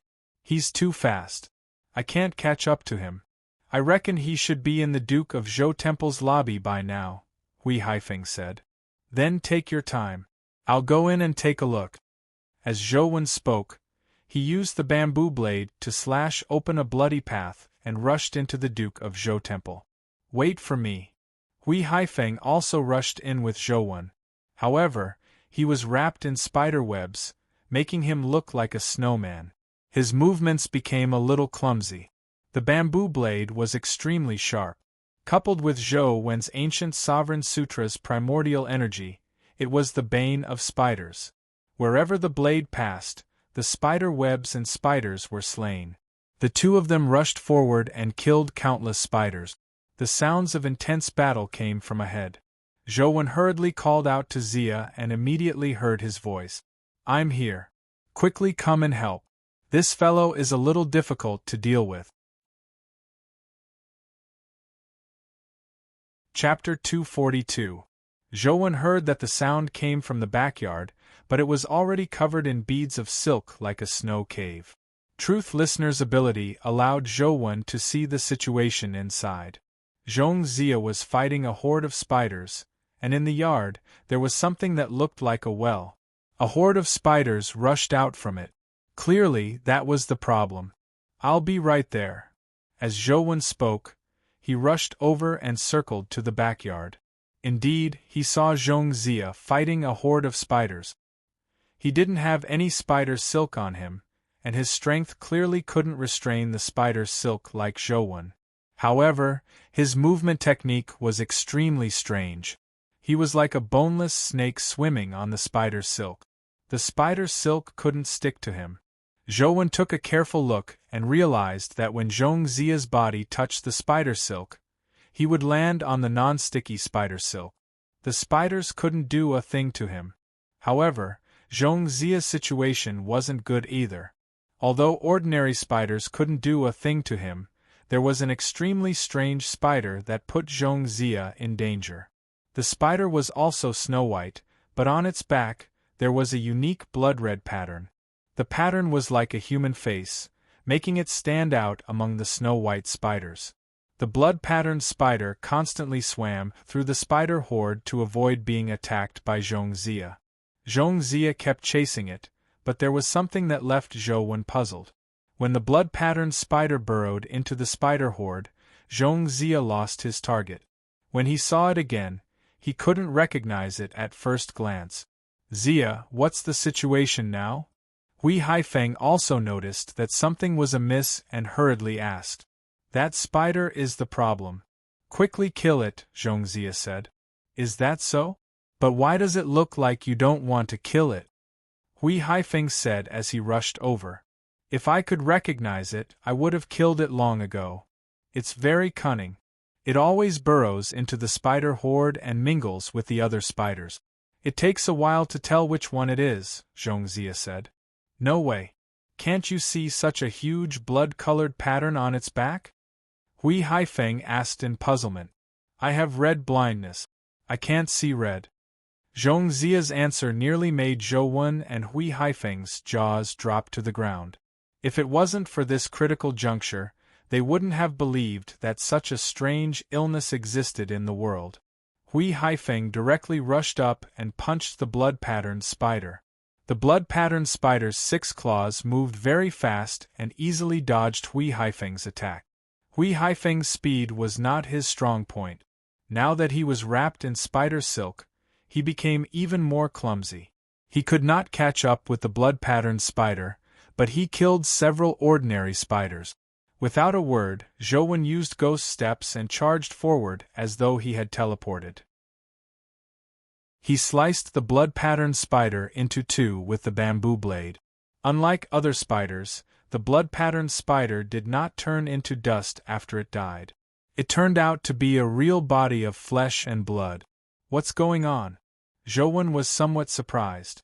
He imagined that all the spiders were puppets, but this one was clearly not. The moment the blood-patterned spider died, the well on the ground exploded and spewed out large amounts of white liquid. Then, no more spiders crawled out. The spiders that had crawled out were all killed by the trio. Zhou walked into the well and took a look. He realized that it was only a few meters deep. It was like a huge pot, and he had no idea how so many spiders had crawled out. The army fired crazily from outside to kill the spiders that crawled out, but the effects were getting worse. Many soldiers were hung up by the spider silk, and some even had their bodies snapped by the spider silk. Just as the defense line was about to collapse, the number of spiders crawling out of the Duke of Zhou temple seemed to decrease significantly, allowing them to gradually stabilize the situation. They succeeded. The officer in charge was pleasantly surprised. He ordered the soldiers to increase their firepower and destroy all the spiders as soon as possible. By the time Zhou and company came out, the spiders outside had mostly been killed by the army and the other students who had rushed over to provide reinforcements. "Students, thank you for everything you have done." The officer was about to say something when he suddenly received an urgent notification. Another spot in the city where spiders gathered had been discovered. The army there was requesting reinforcement. "Students, if possible, can I invite you to make another trip?" The officer said in embarrassment. "How troublesome. Where is it?" Zhongxia asked. Therefore, Zhou and company became an emergency rescue team. They constantly shuttled through the city, and were in charge of clearing the spots that constantly produced spiders. There were more than 10 such spots in Luoyang City. Furthermore, they had been discovered. It was unknown how many of them hadn't been discovered in the suburbs. The 3 of them were supposed to head to different spots, but Hui Haifeng couldn't catch up to the blood-patterned spiders. Zhongxia had red blindness, so they had no choice but to rush over together. Thankfully, with the 2 of them opening the way, Zhou only needed to focus on killing the blood-patterned spiders. The effects were greatly improved. After killing a few blood-patterned spiders, he found a companion egg in one of them. Zhou used his mysterious phone to take a look. Heavenly Spider Larva, Legendary Larva, Life Providence, Son of the Sky Strength, 19 Speed, 20 constitution, 17 primordial energy, 20 talent skill, sky spider silk, sky spider blood poison companion form, sky spider glove. When Zhou saw the description of a larva, he knew what was going on. Typical companion beasts didn't have any room for growth. The legendary stage was the legendary stage, so it was impossible for them to evolve further. However, with the label of a larva, it meant that it still had room for growth. As for what level it could advance to after becoming an adult, it would depend on its bloodline. Since it was a larva of a sky spider, it would probably grow into an existence like the sky spider in the sky in the future. The three of them constantly moved around and helped the military kill the sky spider larvae. Many officers recognized them, but they didn't know their names. Zhou and company killed another sky spider larva. Just as they were rushing to the next spot, they suddenly saw the entire sky light up. It was already daytime, but the light was even more dazzling than the sun. The three of them couldn't help but look up. They saw a resplendent sword beam streak across the sky as though it had traversed the entire sky. It killed the gigantic sky spider along with its spider web. The sky spider that had been sliced into two fell from the sky. It was unknown where it landed, but it caused the entire city to tremble as though there was an earthquake. Zhou stared at the sky. At the spot where the sword beam vanished, a man wearing an officer's uniform and a trench coat stood in midair like a god of war. And Tianzua? Although he couldn't see his face clearly due to the distance, his figure immediately reminded Zhou of Tianzua. Chapter 243. The sky spider calamity had finally passed. The damaged city could be repaired, but the dead would never be able to come back to life. The dead brothers have to be buried properly. Arrange for the compensation as soon as possible. Don't deduct a single cent. Also, if their families have any difficulties, try your best to take care of them. We can't let their families cry while our brothers are bleeding. And Tianzua sat behind his desk and looked at the casualty list Xing had brought over. His expression didn't look too good. He had said that he would protect Luoyang well, but today, Luoyang City had nearly been reduced to ruins. It's all been arranged. Do you want to personally attend their funerals? And Xing asked. Yes. And Tianzua nodded with a heavy expression. Also, this is the list of military merits sent up. Most of them are fine, but because many Sunset College students participated in the battle, they were also reported up. 3 of them were personally added by Deputy Governor Qin, but... And Xing paused when he said that. But what? And Tianzua asked. However, those 3 students didn't register with the military, so they don't know their names. Deputy Governor Qin only wrote down 3 students, but not their names, and Xing said. Since they didn't go to the military, it means that they don't care about the rewards. They should be from those large families. It's fine if they don't register, but why did Uncle Qin specially write them down? There should be a reason behind this, right? And Tianzua said after some thought. Overseer, you're wise. During this period, these 3 students helped our army destroy 16 spider wells, reducing a large number of casualties. The officers below wish to report their names, but they don't know their names. After Deputy Governor Qin learned of this matter, he specially wrote them down. I believe he hopes that we can find out their names and give them the commendation they deserve, and Xing said with a slight nod. There aren't many young people these days who are so responsible and responsible. Such actions are indeed worthy of praise. Find them and hold a commendation at Sunset College. I want to personally award them and set them up as role models, and Tianzua said with a slight nod. Yes, Overseer, and Xing replied and made a note of the matter. He would do it after he was done with the matters at hand. The 2 of them clearly didn't realize that Zhou was among the 3. This was because with their understanding of Zhou, he was clearly not someone who was willing to take risk. To do such a thing deep into the spider's lair, one had to be a hot-blooded youth. As for Zhou Wen's personality, he was clearly the cold type. When Zhou Wen returned to his dorm, Tianzua's astounding sword beam still surfaced in his mind. From the looks of it, I'm still a long way from Tianzua. It's no wonder Lance said that he had to advance to the peak of the epic stage before challenging Tianzua. It does make sense. Zhou Wen also hoped that he could reach that level one day. Of course, it was useless just thinking about it. Therefore, Zhou Wen took out the mysterious phone and planned on continuing grinding in-game so as to raise his strength as soon as possible. Before Zhou Wen could enter the dungeon, the antelope came over and tugged at his clothes again. Zhou Wen knew that it wanted to eat again, so he took out the braised beef he had placed in the chaos space. When he took out the braised beef, Zhou Wen saw a necklace beside it. Only then did he recall that he had snatched it from Hardadef. Hardadef was immune to Banana Fairy's Grand Wind because he was wearing this necklace. Although this was because Banana Fairy's level was still low, the necklace's ability was undeniable. It had a strong restraining effect on wind elemental powers.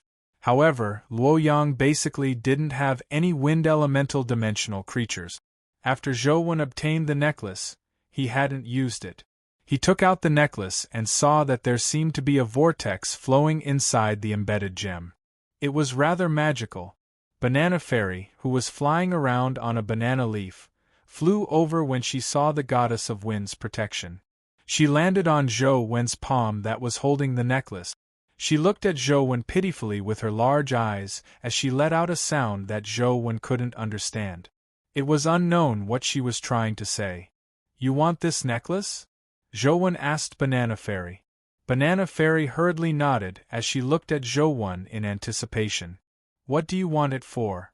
It's not like you can wear such a huge necklace. You can't just eat it as a snack, right?" Zhou Wen said casually. However, to his surprise, just as Zhou Wen said that, he saw Banana Fairy hug the gem on the necklace and bite down. The gem that seemed to have wind flowing inside was bitten off by her and swallowed into her stomach. Hey, I was just saying. Why did you really eat it?" Zhou Wen's heart ached. This was a treasure that could nullify wind elemental attacks. Zhou Wen planned on taking it to Sky City in the future. Most of the creatures in Sky City were wind elemental. With this necklace, Zhou Wen could kill wind elemental dimensional creatures in Sky City without any worries. Now that Banana Fairy had swallowed the gem, he didn't know if the necklace's effects remained. However, Banana Fairy looked at Zhou Wen in confusion.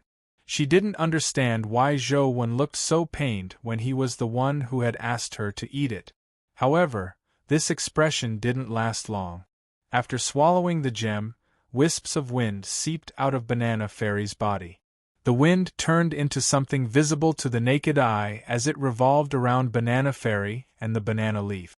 Furthermore, the wind grew stronger and stronger, gradually forming a storm. The tables and chairs in the room were all sent flying. If this continued, the entire building would probably be swept up into the sky. Zhou Wen hurriedly stored Banana Fairy into the chaos space as he thought to himself, could it be that Banana Fairy is about to evolve? She's already at the legendary stage.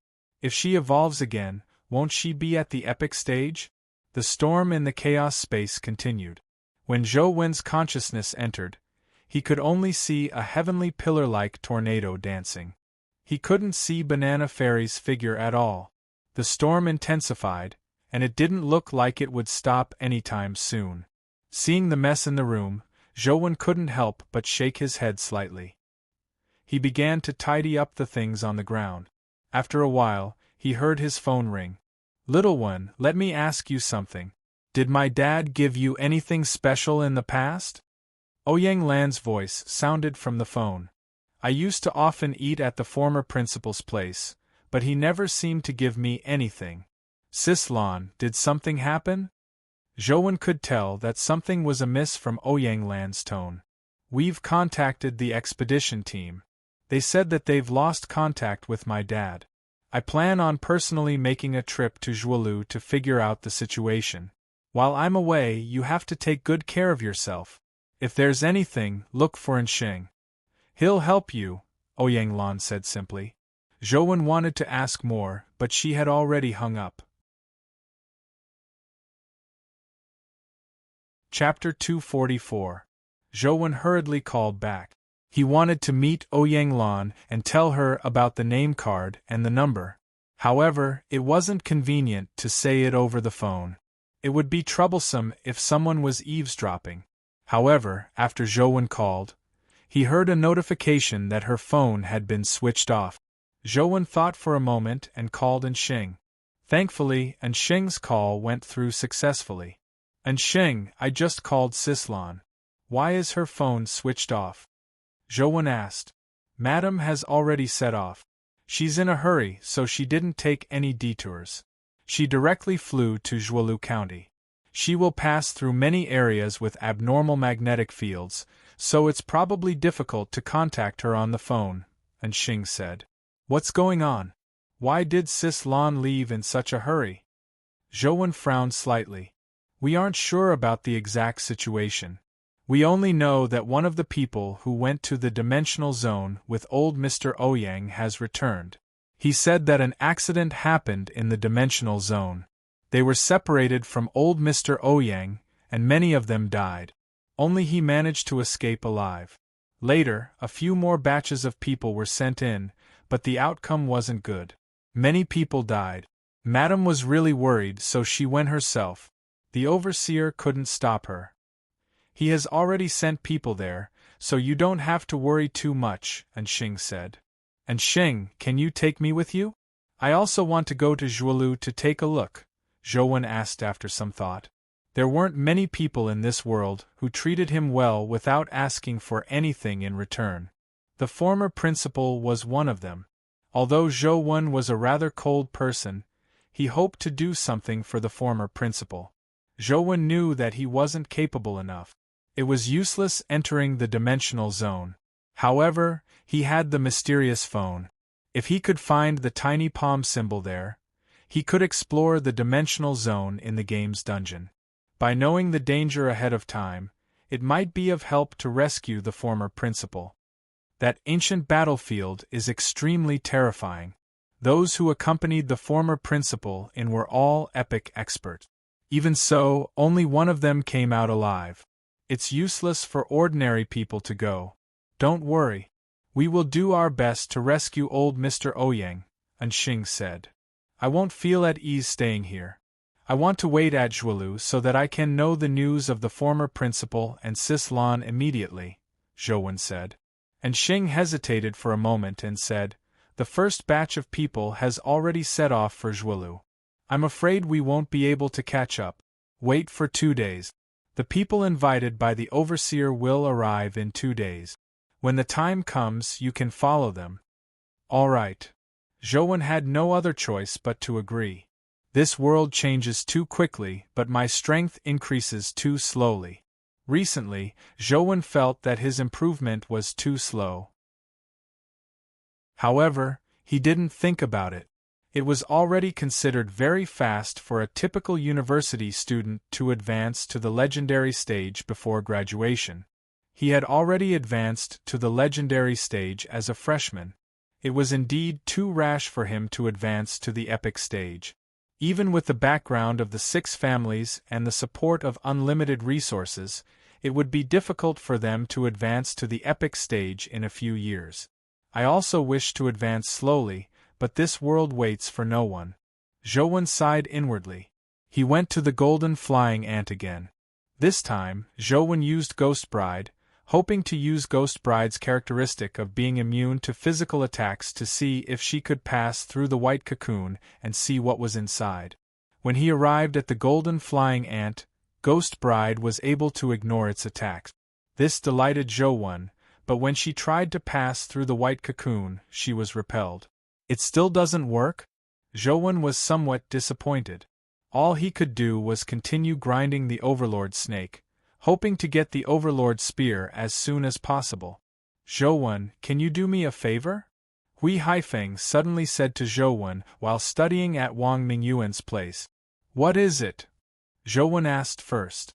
Can you practice my movement techniques with me? In the past, I focused too much on the training of strength and technique, but I neglected my movement technique. When we went to kill the spiders, you and Zia made me see the importance of movement technique. I want to practice movement techniques, but not ordinary technique. I want to research a movement technique that suits me the best, so I need someone to practice with me, Hui Haifeng said. I can do it for the next 2 days, but I might have something to do in 2 days. I'll have to leave school, Zhouwen said. 2 days should be enough. I don't have any clues now, so I need to find a direction in actual combat. It shouldn't take too long, Hui Haifeng said. Alright, let's begin now, Zhouwen agreed. When he arrived at the training grounds with Hui Haifeng got Zhouwen to attack him with all his might, but he only blocked or dodged. Hui Haifeng was rather powerful in all aspects. He was a person with relatively balanced development, but in terms of movement techniques, he was slightly inferior to Zhouwen. Zhouwen pushed Dragon Gate Fairy skill to its limits as he constantly attacked Hui Haifeng. Hui Haifeng seemed to have already learned a few movement techniques. He constantly changed his movement techniques, but he was still repeatedly hit by Zhouwen. However, Hui Haifeng improved very quickly. After familiarizing himself with Zhouwen's movement techniques, the number of times he was hit gradually decreased. In the beginning, the progress was very smooth, but after a certain point, Hui Haifeng couldn't dodge Zhouwen's attacks. No matter how hard he tried, there seemed to be no progress. The pressure isn't enough. Faster, Hui Haifeng said. All right. Zhouwen switched to the Godfiend Era talent and used his levitation ability to push his Dragon Gate Fairy skill to an even higher level. He flew across the sky and constantly attacked Hui Haifeng from all directions, making it even more difficult for Hui Haifeng to dodge. The number of times he was hit increased. Hui Haifeng gritted his teeth as he constantly changed his movement technique. The number of palm prints on his body increased, but he had no intention of giving up. He continued persevering, hoping to find a breakthrough under the pressure and find the most suitable path for him. It's useless. It's still useless. My speed isn't as fast as Zhouwen, nor do I have such powerful aerial combat abilities. What can I do? Hui Haifeng didn't feel vexed because of his flaws. Instead, he was searching for his own possibilities, hoping to use his own abilities to resolve the problem. Under Zhouwen's torrential attacks, Hui Haifeng gradually saw a path that belonged to him. Suddenly, Hui Haifeng seemed to understand something as his movement technique changed. It was different from the movement technique he had used previously. There was a strange change. Instead of calling it a movement technique, it was more like a variation of boxing techniques. Hui Haifeng's movements became very small, but the small movement speed was very fast. It was an explosive movement. This kind of movement wouldn't be maintained at high speeds, but the continuous explosive movements made Hui Haifeng's trajectory unpredictable. Chapter 245. Haha, I've finally found a movement technique that suits me. No matter how fast I am, I can't compare to you and Zia. I can't maintain a high-speed state like the two of you, but I can use my explosive strength to be faster than you in an instant. Furthermore, my endurance is good enough to support me in continuous bursts. This is the movement technique that suits me the best, Hui Haifeng said with a carefree laugh. It's indeed a pretty good movement technique, Zhouwen praised. Hui Haifeng wrapped his arm around Zhouwen's shoulder and said, This movement technique was completed with your help, so you deserve half of the credit. I'll give you half of the naming rights. Let's each think of a word and use it as the name of this movement technique. In the future, this movement technique will become famous all over the world. Our names will definitely be recorded in history. There's no need. I'm just a sparring partner, Zhouwen said with a shrug. It's different. My movement technique was inspired by your movement technique, so its name must be half of yours. Come, hurry up and think of a name for it. I can't wait to perfect it. Hui Haifeng took out a pen and paper and handed it to Zhouwen. He got him to write a word before writing one himself. Although Zhouwen felt that Hui Haifeng's naming method was a little ridiculous, he thought for a moment and wrote the word true on the paper since Hui Haifeng insisted. After the two of them finished writing, they opened the paper together and saw that Hui Haifeng's paper also had the word true. The two of them couldn't help but be taken aback when they saw the words on each other's paper. Hui Haifeng laughed. From the looks of it, we are of the same mind. Let's do it this way. It's meaningless to write the name a second time. Let's call this movement technique too true. Too true. Too true. True too. This name is a little. Zhouwen repeated it a few times and suddenly realized that something was amiss. After Hui Haifeng said that, he clearly realized the problem. However, he didn't mind it as he said with a smile, True 2 movement technique doesn't sound nice, but since it's destined, let's call it True 2. With that said, Hui Haifeng ran off, eager to return to perfect his True 2 movement technique. Zhouwen shook his head and said, Wang Mingyuan's disciples are all talented geniuses, but their personalities are strange. I originally thought that Hui Haifeng was relatively normal, but from the looks of it, he isn't normal either. And Xing had a lot of work to do. Not only was he in Tianzua's adjutant, but he was also the butler of the Yin family. He had to manage the military and the Yin family's family matters. Therefore, Xing only arranged for people to do many things. When he received a list of names, his expression suddenly became very strange. There were 3 names on the list, and one of them was Zhouwen. These 3 names were specially written by Qin Wufu, and Tianzua had also said that he would personally reward the 3 of them. These weren't problems, but one of the 3 people on the list was Zhouwen. Are you sure this list is correct? And Xing asked the intelligence officer in front of him. He had to confirm this matter, or there would be a huge problem. Yes, many officers have seen the 3 of them. We also retrieved the surveillance footage of some nearby shops at the time and compared it with the school's database. We're sure that it's the 3 of them. We've also shown the photos to the officers, and we're sure that it's the 3 of them, the intelligence officer said with certainty. Very good. Well done. Go ahead and do your work. And Xing looked at the name on the list and a strange smile appeared on his lips. He took some information and got up to go to Tianzua's office. Come in. And Tianzua was dealing with documents. He was clearly in a bad mood.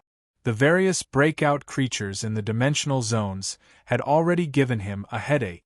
Now that Ouyang Lan had gone to such a dangerous place, he was very worried. If it wasn't for the fact that there were too many problems in Luoyang and he couldn't split himself, he would have flown to Zhuolu and chased Ouyang Lan back. However, he also knew Ouyang Lan's temper very well. Even if he went, it was impossible for Ouyang Lan to return. This was because his temper was inherited from Ouyang Lan. He knew very well that no one could stop Ouyang Lan if she wanted to do something. Overseer, the list of students who have contributed meritorious service has been sorted out. The 3 students who helped us destroy the spider well have also been found. The commendation ceremony has also been prepared. Should we proceed with the recruitment as planned? And Sheng walked over and handed the documents to Tianzua. Proceed with the recruitment as planned. Go ahead. And Tianzua didn't look at the documents. Usually, such matters were handled by Sheng, so he didn't think there would be any problems with such a trivial matter. Yes. And Sheng took back the documents and left Tianzua's office. Zhouwen kept grinding Snake Cavern, but he didn't have a mutated Overlord Snake with ever-victorious drop. Therefore, he planned on inviting Wang Lu to Snake Cavern to give it a try. Wang Lu was listening to music in the living room when she heard the doorbell ring. When she opened the door, she couldn't help but be surprised. Zhouwen had actually knocked on her door. This was unbelievable. Wang Lu, I want to hire you to accompany me to Snake Cavern to hunt dimensional creatures. How much does it cost? Zhouwen asked Wang Lu. You want to hire me? Wang Lu was taken aback before she asked Zhou with interest. Yes, if possible, let's set off for Snake Cavern now. Zhou nodded with certainty. You should know that I'm not short of money, right? Wang Lu said to Zhou with a smile. Zhou was somewhat disappointed. Sorry for disturbing you. With that said, Zhou prepared to turn around and leave. Wang Lu hurriedly said, Wait, it's not impossible to hire me, but I don't want money. I only have one condition. What condition? Zhou asked. I want to go shopping tonight. Be my attendant and help me carry my things, Wang Lu said. Sure. I want to go to Snake Cavern to kill a mutated Overlord Snake. I hope to use your luck to have a mutated Overlord Snake egg drop. Zhou revealed his goal. It shouldn't be a problem as long as there's a mutated Overlord Snake there, Wang Lu said with a smile. Zhou and Wang Lu went to Dragon Gate Grotto's Snake Cavern. Zhou was already extremely familiar with this place. Killing an Overlord Snake was very simple for him. He only hoped to encounter a mutated Overlord Snake. After all, a mutated Overlord Snake wasn't something that could be found at any time. If there wasn't a mutated Overlord Snake, it would be useless no matter how lucky Wang Lu was. However, Zhou had clearly underestimated Wang Lu's luck. Not long after they entered Snake Cavern, they saw an Overlord Snake that resembled black jade emerge from a spatial rift. It was a mutated Overlord Snake. Chapter 246. Zhou was overjoyed when he saw the mutated Overlord Snake appear. He ordered the Saber Shield Knight to charge forward. Saber Shield Knights had a life providence that was both offensive and defensive. Furthermore, their shield skills, saber skills, and battle aura skills were very powerful. They were the best at restraining Overlord Snake. Seeing that the mutant Overlord Snake was about to slam into him, the Blade Shield Knight activated his Shield of Destiny. The cross on his shield suddenly lit up with a holy radiance, enveloping the Blade Shield Knight's body and his mount. Using the shield skill to block the mutated Overlord Snake's attack, then using the sword in his right hand to slash the Overlord Snake with the sword light of the reverse cross sword.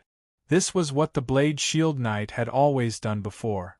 But this time, the mutated Overlord Snake slammed into the shield, shattering it into pieces.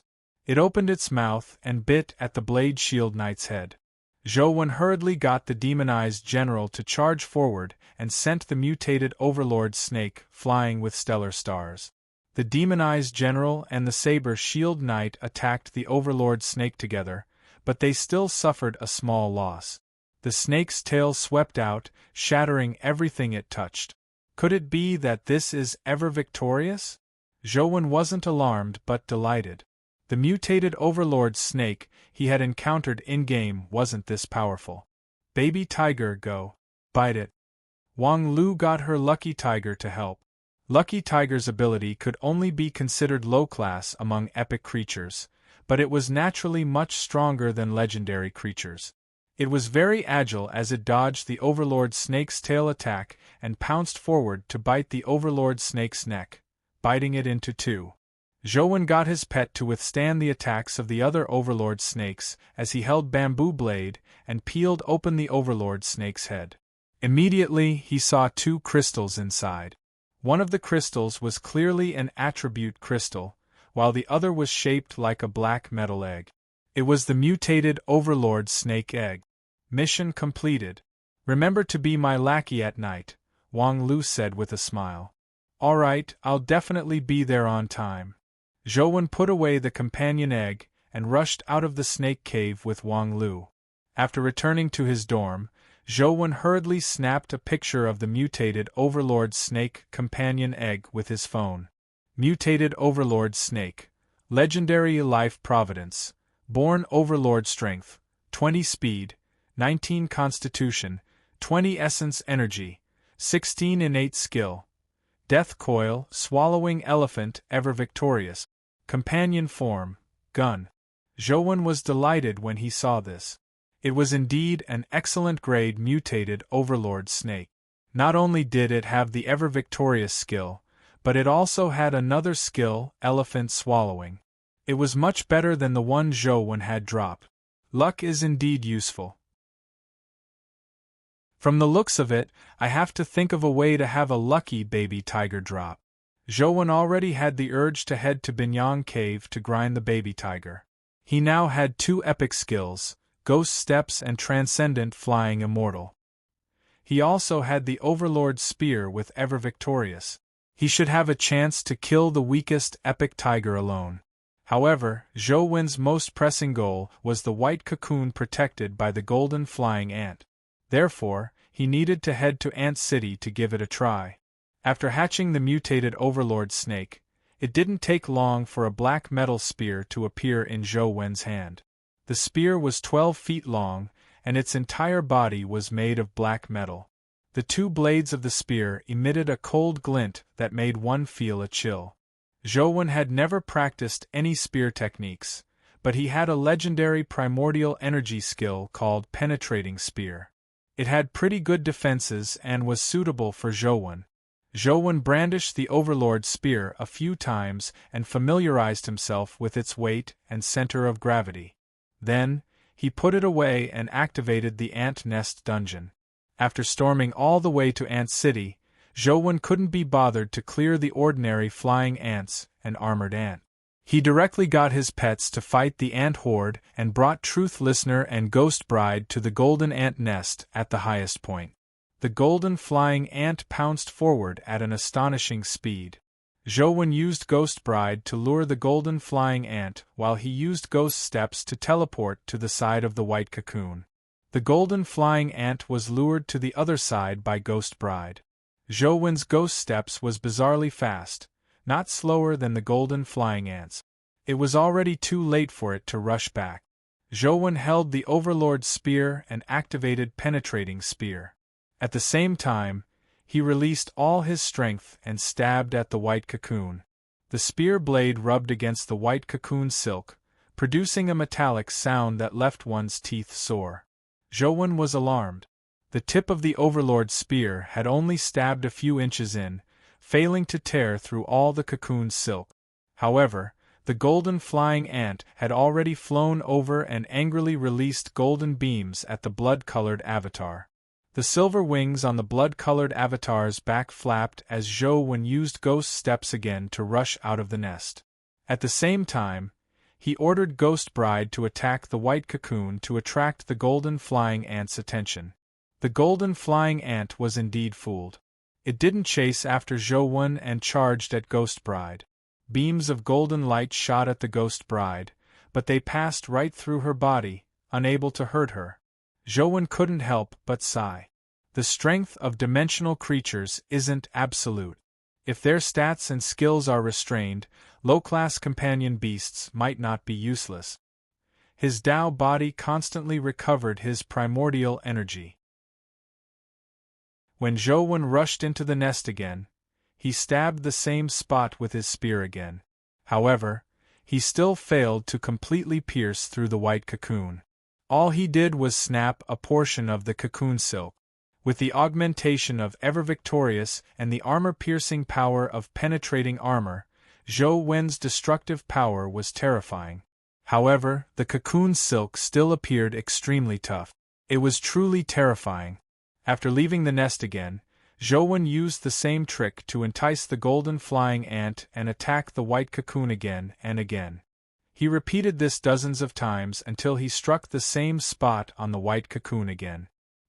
He felt the tip of the spear lighten as half of the spear's body had been stabbed in.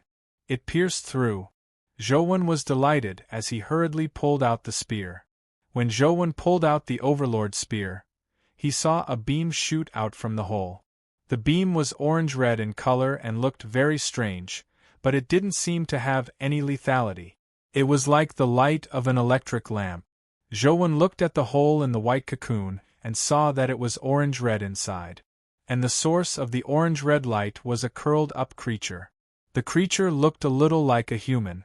Its body was curled up, and its hands were hugging its calves as it curled up into a ball. Its orange-red hair covered most of its body. On its head was a pair of strange antennae. Furthermore, on its back was a layer of translucent thin wings. The thin wings were extremely soft and looked like they had yet to fully mature. There's indeed a dimensional creature inside the white cocoon, but it doesn't look like it has anything to do with ant. Zhou dodged the golden flying ant's furious attack as he thought to himself. You're tuning in to the Phoenix Knights YouTube channel. Don't forget to subscribe and join us on this journey to catch the most captivating stories.